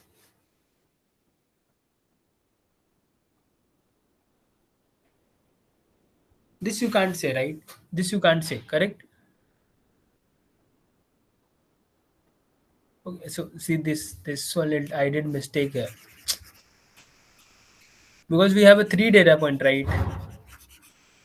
And 2 cluster, right?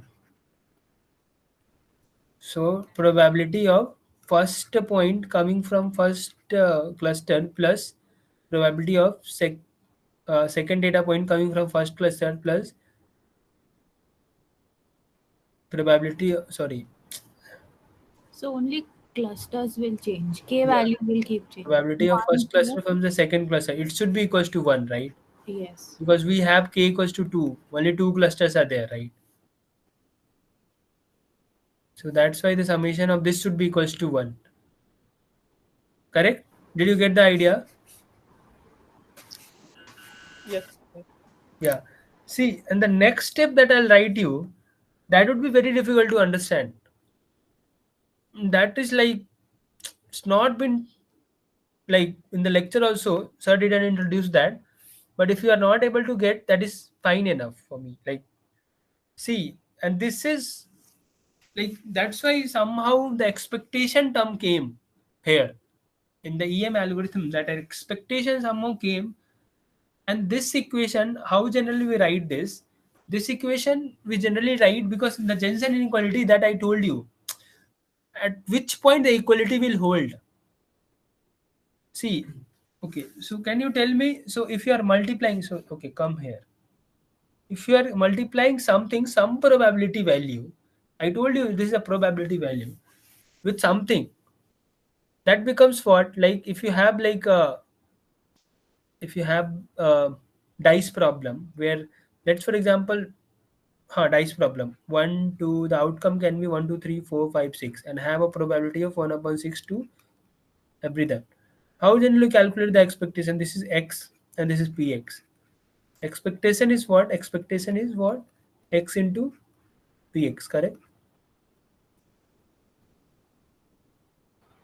Can you Yeah. see this? This is also written in somewhat similar way. This can work as some x, and this can work as a probability of that x.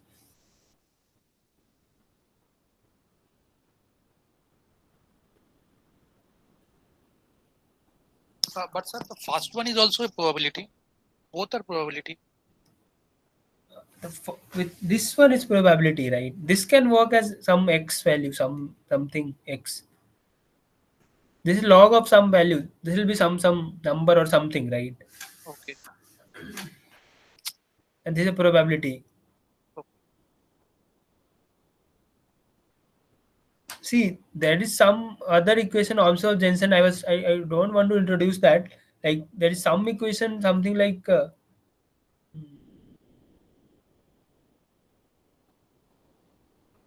some like uh, some log of expectation of x is always greater than equals to some expectation of log of x. So leave this, leave, because we didn't introduce this in the lecture also. So but I just want to say that this will become something like this and this. So I just want to say that where that expectation term came, and this expectation term came from here. But the step I'll tell you what generally we do in the expectation step, but the expectation term generally comes from here, because this came in the form of some expected number, expected expectation of this blue thing. This blue thing, you can see that log of pi k upon this and get multiplied with the some probability value, and this is the that is how that expectation term came. Okay, if you didn't understood this, will see that expectation, the AM algorithm, and maybe after that you'll be able to understand somehow. Okay, so we'll go through that and then we'll come back here. Okay, and this I told you already. How generally, what's the value of this lambdas and all? Correct? Okay, so tell me which summation should be equals to 1? The horizontal one or the vertical one?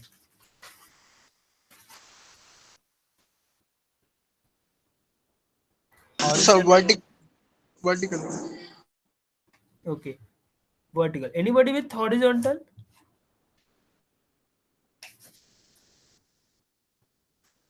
See what the first is saying, the first one cross one, the data like lambda 1 1, the probability that first cluster is the probability that the first point is coming from the first cluster.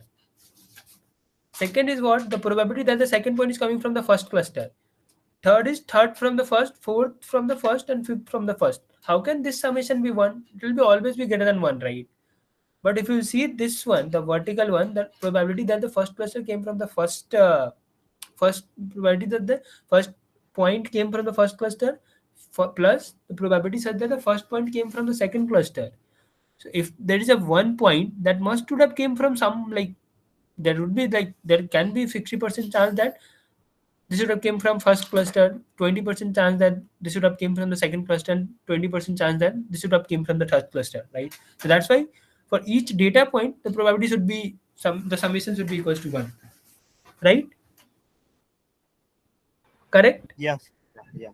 Yeah. I thought I is iteration. So Okay, okay. No, whenever you're writing lambda ik, that means the probability that the ith point is coming from the kth cluster. So lambda ik is ith point coming from kth cluster. The probability of that. Okay. Yeah. So this is what you can see. The summation of this horizontal will be equals to 1. Let's come to the initial. See, I'll tell you. See, this EM algorithm is fine, but I'll give you one brief idea about the EM algorithm. See what you feel able to get that idea. So I just wrote some notes about regarding the EM algorithm. Okay, and this is the basic. Like it's not the exact same that we are reading. It's almost similar to that algorithm. Okay, I can give you some examples also. Okay, in the EM algorithm, some basic example. Apart from the estimation, also where do we use this EM algorithm? Okay, Like for example, in the value imputer, like whenever there is some missing value, EM algorithm can be used there also to impute the values. Okay, many a times basically there's a vast use of EM algorithm, not just for the estimation. So there's like can be used as a clustering model also. So let's for example this EM model that I'm telling you, that's a very basic idea that I'm giving you. Let's for example I have some distribution and we already know that k equals to 2. So this is from the observation somehow we came to know about the cluster, how many clusters are there. Okay, so that I wrote like, if we know the two sources, like from which k which data has came, then it becomes simple to calculate the parameter, right? See, if I already know the two cluster, like if we have two cluster and we know that from which like from which kth like cluster which data point has came, so we already know the source. Like if I have some 5 point, let's for example like x1 x3 x4 is came from the first cluster, x2 x5 x6 has came from the second cluster, then it becomes very simple na, right, for us to estimate the parameter for that normal distribution, isn't it? See, I have a six data point, six observed point, and I already know from the starting itself that this first, third, and fourth has came from the first cluster, and the 2, 5, 6 has came from the second cluster. Then it will become very simple for us, right, to calculate the mu and sigma for the Yes. first cluster and for the second cluster also, because Yes. we have Yeah, the data, right? Is not right. it, right? So this Yes. this becomes very simple, right? If we have like the data point we already know, then it will become very simple to calculate, right? But the problem is we don't know which data point has came from which cluster, correct? Because we just have the observation, right? Maximum we have the number of clusters. We don't know from which data point, from which cluster which data point has came, right? The second problem is if we knew the parameter of the Gaussian, like we have two cluster and we already aware of the value, the parameter of the both the Gaussian or whatever the number of Gaussian we have, then we can guess whether the point is like more likely like from which then we can directly calculate if we have the mu value for both the, like we have the parameter for both the cluster, then also we can calculate that, right? There is a formula, right? There is this Bayesian method, we can use it to calculate the probability of this point coming from this cluster, right? So but the problem is we don't have both of them. Even we don't have that which data point has came from which cluster, so that we can directly calculate the parameter, neither we have the parameter to know which data point has came from which cluster. It's like, right? So this become a chicken and egg problem because we don't have anything, like we know which, like we don't know which data has came from which point, and we don't know the when we know the parameter we don't know so like two of the one thing I should be knowing to know the extra, like if extra things, right? Are you able to get the point, or I'm like, is it a Yeah, sir. bouncer? Understood. Understood. Correct, right? But we don't know both. K even we don't know, and the parameter also we don't know. So see, this is one basic I'll telling, and then I'll come to the lectures part because I thought okay, if we are able to understand this, the other part will become simpler for you.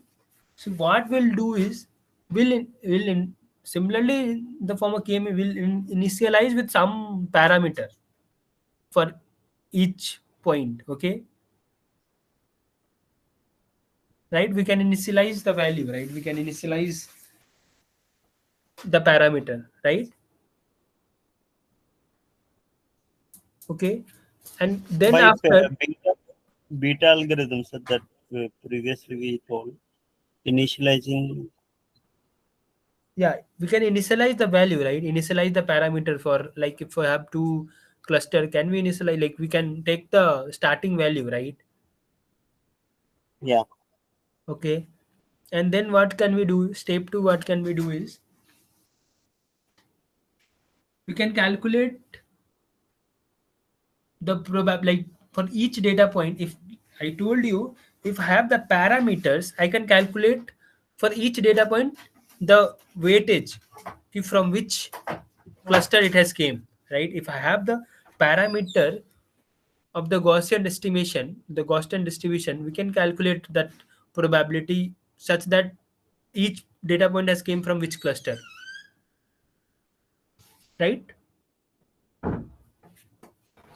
Right. Right. And this we are not like doing that hard assignment. And after that, we can adjust the value of mu and sigma square, right? And how will you adjust the value?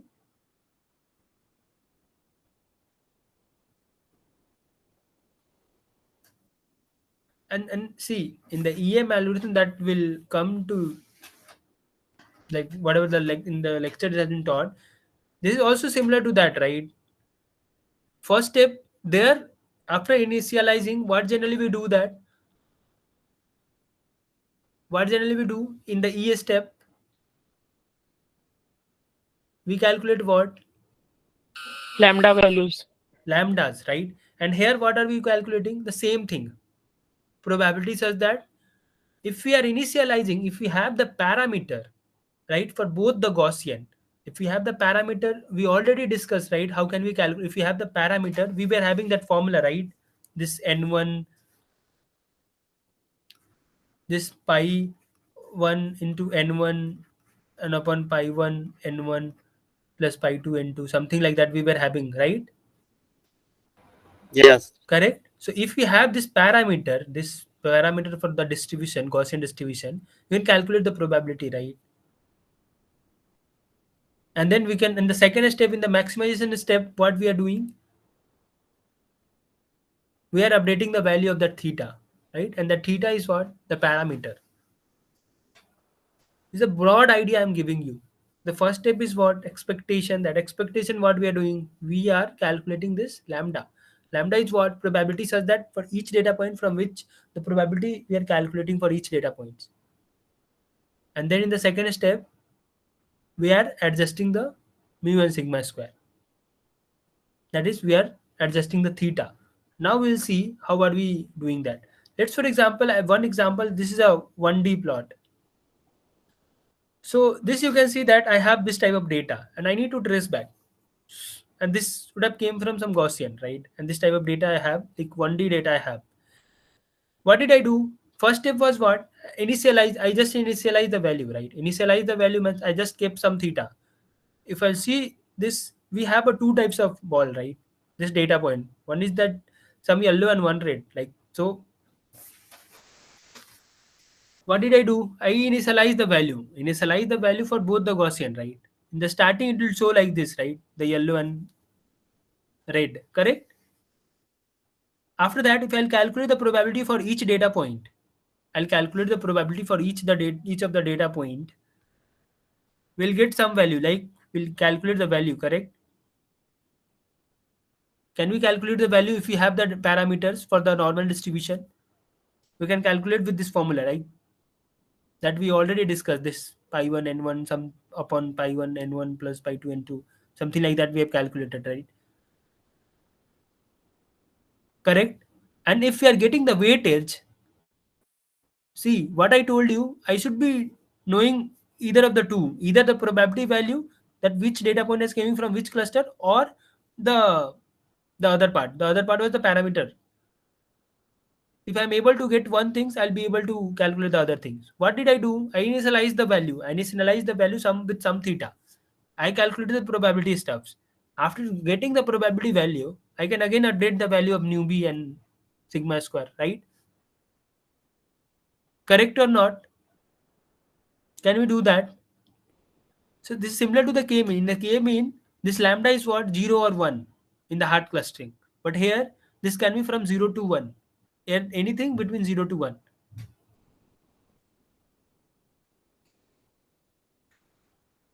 Are you able to understand, or this is like I'm just talking anything and you're not able to like get this? Sir, I got disconnected, sir.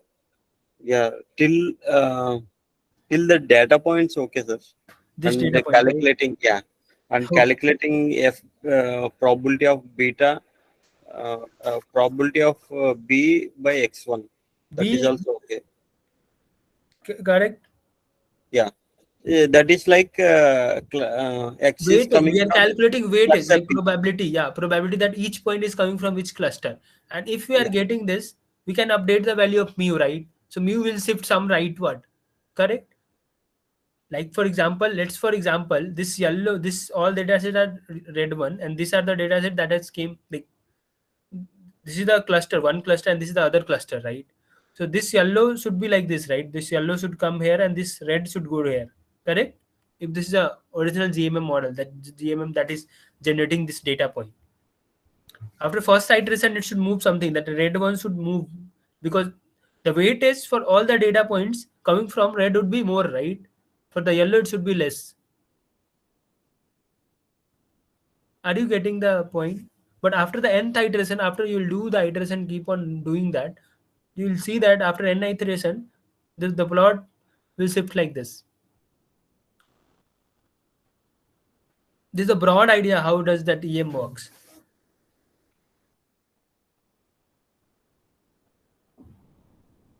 Did you get the idea? Sir, can you show this with an example? This was the example that I thought will work, but which type of so this example the coding only I can show you. Could Uh, you scroll down, sir? Could you scroll down somewhat? Yeah. No, no, not that much. Till that colored one, right? Yeah. And here, B, actually, main and cluster B is B1 X1. Yeah, This equation B2 should X2. be, Yeah, correct. This is how B1 we X1. got this one? Yeah, so this we'll see that this we can get it from Emily, right? Okay. See, if you'll fix Maximum this, I likelihood. was just giving you a broader idea. I'll come to that EM, exact EM. This is the broader idea. The first step is just initialize, then calculate the lambda. Lambda is basically the probability value, and then update the parameter. Okay, and Okay. this you need to do. This iteration you have to do till that the changes in the theta is not like very big. Like if this is like very small, you can just stop it there. But if the theta's value are changing a lot, like you should not be stopping, correct? And this formula and all in the lecture also sir has seen, like you can see that how did he got that. See, you can see that from the maximum likelihood this was very difficult to solve, so in the Jensen inequality we converted to the Jensen inequality, right? And after that Jensen inequality, see, this equation is what? This is simply the lower bound of whatever the log likelihood we were having. And with the plot also, I'll show you this. This I have the plot. Okay, for any lambda value or any of the lambda value, this will be the lower bound. But with some specific lambda, you can with some specific see this will always be a lower bound, but with some specific lambda you can touch that value also. You can touch this, like that can become, that can hold the equality also. And when this will hold, there is some lambda's value. Okay, and at that lambda again what you have to do, you have to shift the curve upward so that you can update the theta. So this is what we are doing, we are just fixing the new first theta. After fixing the value for any value of lambda, you can this, let's for example this plot I'm just discussing, just I came to the EM algorithm itself. This is the plot. Okay, so this is the original log likelihood function. Okay, I should be getting this theta star, correct or not? This theta star is the optimum parameter, right, for this log likelihood function. This is what we were doing for the P, for the Bernoulli distribution or for the Gaussian distribution. If we have just one cluster, this is what we were doing from the starting, right? Is this clear? yes. Okay, so let's come to this log likelihood. I have this function. This is very complex function, but one thing is there, we know the Jensen inequality, and Jensen inequality is what? That for this function, always that Jensen will be lower, like it should be lower for all the points. But if we are fixing that theta, we have initialized with some theta, right? Theta, let's, for example, at theta iteration, this theta is theta t, correct? At theta t, for some lambda, we already know that for any lambda, it will be a lower boundary. But for some lambda, some special lambda, we can, this equation can touch this also, like can be the equalize, this can hold the equality, right? It's Yes. always less than, right? This Yes. function is always less than, this function is always greater than this function is always less than this function, log likelihood. But for some theta, special theta, it can hold the equality also, right? And this is what, for this theta t, for, for this theta t, and for some lambda, for all the lambda it will be a lower bound, but for some special lambda it can touch. And if we are able to get that lambda, we can get a simple curve. This is a simple curve, right? We got this function, this function is what, this is modified log likelihood with what, theta t, and we got this special lambda as t plus 1, because we have started with theta t, right? We got this plot, and now for this plot we can maximize the theta, right? We can get the theta plus 1. And the theta plus 1 is what? The maximum, optimum maximum of that curve. And optimum maximum of this curve is what? This one, right? This point. We can get this theta t plus 1. Correct? And again, the same thing we are doing at theta t plus 1. What are we doing? This is the lower bound of this function, right? This is the lower bound of this function. I need what? Some lambda, some special lambda, so that the equality will hold. So this lambda is getting shifted. This orange color plot is getting shifted to this pink one, right?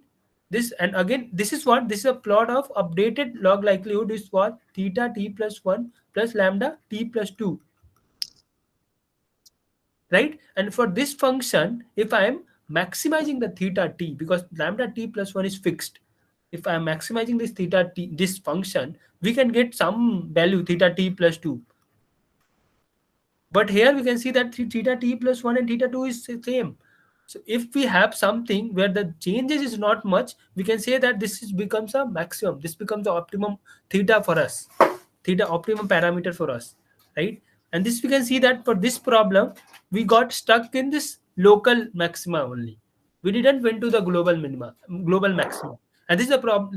You can say that this is a problem also, but at least we are getting some local maximum for, we are able to estimate something in this EM model. Did you get the idea? What did I told, like, now, Yes. Yes. right? Yes, Everybody understood. got the idea, right? Yeah. Okay, and this you can see, I have this plot also, same plot, but here what happened, this blue got, here I am able to get the optimum, theta optimum. This blue curve was what? This, can you tell me what is this blue curve? It is theta t. Yeah, at theta t minus 1, I can just get the lower bound for some special theta lambda t. But this is what, this is the modified one. This is the modified function log likelihood one. And the red one is the original log likelihood function. This is the original log likelihood function. But this is the modified one. Okay, I fix this theta at theta t minus 1. I have initialized with this initialize. But I have initialized with theta minus 1. But for some lambda t, because for any lambda it is a lower bound. For any lambda it can be something like this. But for some special lambda, the equality will hold, and this plot will touch this curve. Okay, but as the lambda is fixed, I know that the first in the expectation lambda is fixed. Now in the maximization, we can maximize this and get the parameter theta. After updating this theta, this curve will get shifted to here, because we got the some theta, right? And after again we got the theta t, again we'll do the same, because for all the lambda it will be lesser, but for some lambda it will be touching this, because it becomes the equality, the equality will hold. And again we'll do the same thing, and after some time we'll come to this maximum. and this will give us the theta t, that's the maximum parameter, right? Did you get the idea about everything? And these are like the basic EM. Okay, I'll just come up and again. But I told you the brief, like we just start with the initialization step. We just initialize the step. And then what do? We repeat the convert, like we'll do till converges. And when do we say that converges? When there is a very less difference between the theta t and theta t plus 1. Okay, and E step is what? E step, I told you to calculate the probability for each data point. That each data point is belonging to which cluster. Okay, and your M step is what? You have to maximize that theta at that point. Okay, is it Sir, clear to also everyone? for yeah, sir, it is clear. And for initialization, is there any certain method, sir? Because if I taken very low value as a initialization, I will take much iterations to get Yeah, yeah. For optimal. that, you can use the k-mean to calculate the initial values. Okay, you can use k-mean for that, like other steps also, but you can use the k-mean to get the parameter, the starting parameter. So the algorithm converges at the M step, right? Converges at M step, right? end step. M. M. Yeah. The algorithm converges at the M step. M. I'm not able to get your point. M. In Uh, that page, sir, Okay, M M step, step. Ha ha. Yeah, yeah, yeah. Correct, correct, correct. okay. actually it will get stuck at M step at some maximum. Yeah, it will get stuck. That is what it will get converges to some point where it will not be the theta and the theta t plus 1 will be like there will be very less difference, so it will get stuck at that point, and then we can just like stop that and get the value of that parameter, right? Yes. Yeah, convergence means what? Like the difference of this theta t minus theta t plus 1 should be like very less, should be some less value, very less value, very small value. It should tends to some small value, and then we can just tell, like we can see in this example, right? I told you, like explain like this, there everything is there in this slide itself.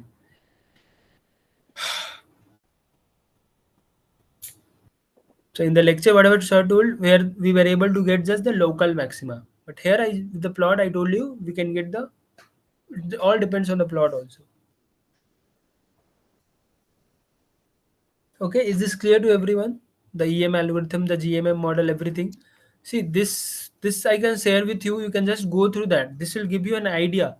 How does that work? The basic idea. Maybe from some of you are not able to get from the lecture. Okay, but if you'll just go through this notes, I'm pretty sure you'll be able to get that. Yeah, sir, please share this. Yeah. So any doubt that you have from this fourth week? If you have anything, you can just ask me now. We'll solve some problem also after maybe before 7. I'll come with one more session and then we can discuss some problems.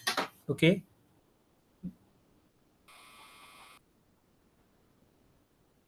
Sir, Yes. Okay. Anybody any question? You can just ask me Sir, now. Yeah. practice assignment solutions are not uploaded after week 1, sir. Oh, it's not uploaded. Okay, it will be uploaded tomorrow for sure. Sir, can you please go to this activity question 1? Okay, I'll just go there. I'll just take this. Any question is there in the slide? Yeah, I told you, Nikhil, about that. Like pi k summation. We are the yeah, you got it right. I have same maybe because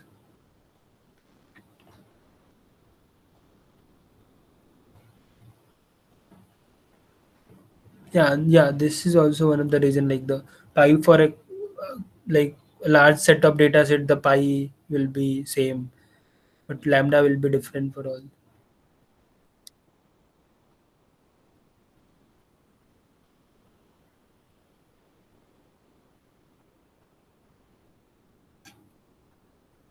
Okay. So what was that question? Practice assignment, huh? Activity question 1. Week 4. Activity question 1.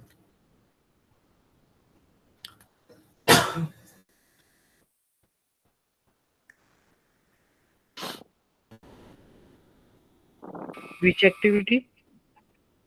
Week 4. Activity 4.1, you asked. Yeah, 4.2. So you have to sequentially order the following step in No, the I'm saying the estimation. 8th questions. Can you please share the screen? Okay, eighth question. Okay, 1 second.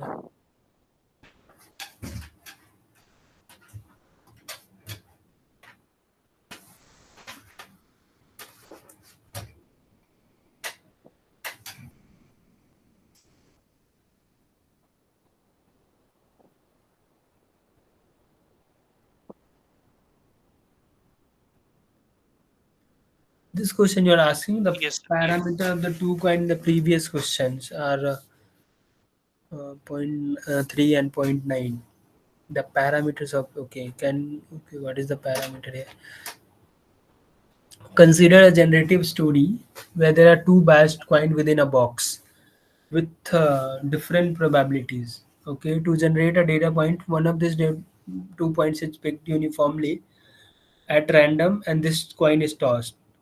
What can you say about the observation? Note that you don't know which coin was chosen as that happens within the box and is not a part of the observation. So what's the point? Like, we have a box and we have two coins, two biased coin. Yeah, Okay, maybe the 7 is okay. okay, 7 is okay. So you are like you already know this independent and Yeah, identical it's okay. distributed, Yes, because like the it's independent only, like there's no okay. yeah, So okay, and then you have been asked the parameter for the 2 points in the previous question is point 0.3. So the probability of getting head first coin is point 0.3 and the probability of getting head in the second coin is point 0.9, right? yes, Can we replace the two coin setup with a single setup? Okay, if the answer is a negative, enter 0. If the answer is an affirmative, okay, enter the parameter.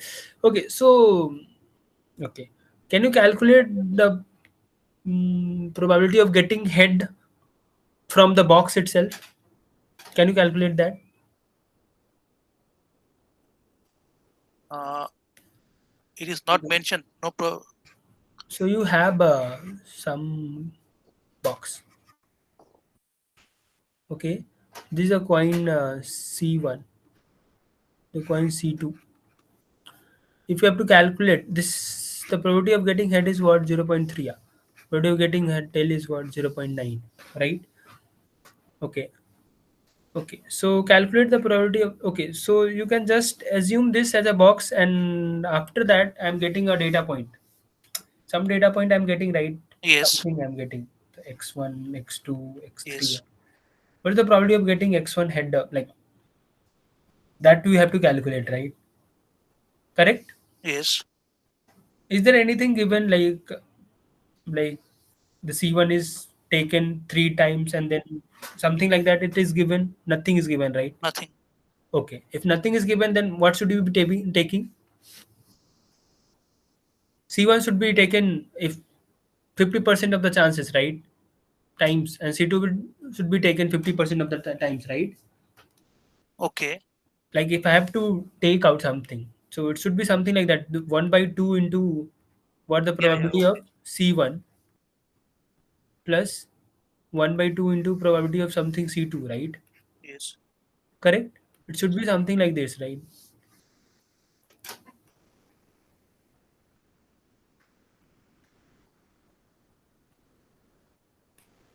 Oh, sorry. What? This is 0. So this should be 0.15 plus 0.045. 0.6 should be the answer. Correct? yes. Yeah, because this collective, just assume this as a box and then what is coming out. This is what has been asked. But it may also happen that C1 also comes out second time also, right? It can happen. Yeah, it can happen. It can happen like C1, C1, C1, Yeah. and then C2, C2, C2. It can happen. But normally you will take 50% of the chance Yeah. Okay. that you should be getting, right? Okay.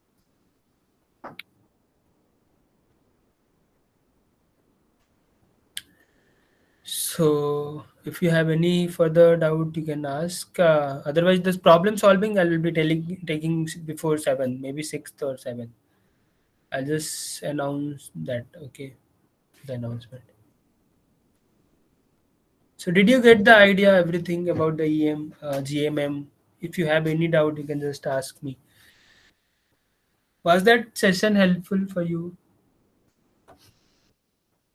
Yes. Yeah, sir, much helpful. Okay. So we'll meet before 7th once more for this week, and then from 5th week it is not that difficult. The supervised will come and then you'll feel much comfortable. So prepare for your quiz also. Quiz paper, like you can go through the last term paper, prepare it well. You can get some estimation question for sure. So practice that. Practice from the starting itself the PCA, kernel PCA.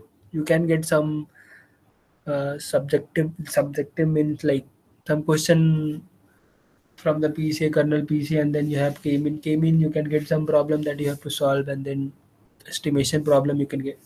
So there won't be like much difficult from the difficult problem from the EM algorithm, that is for sure, because it's like very difficult to understand. So EM algorithm you can like theoretical question won't be there. Like you'll be having some problem that you have to solve mathematically, and those type of problems you'll feel you'll be in a better position to solve.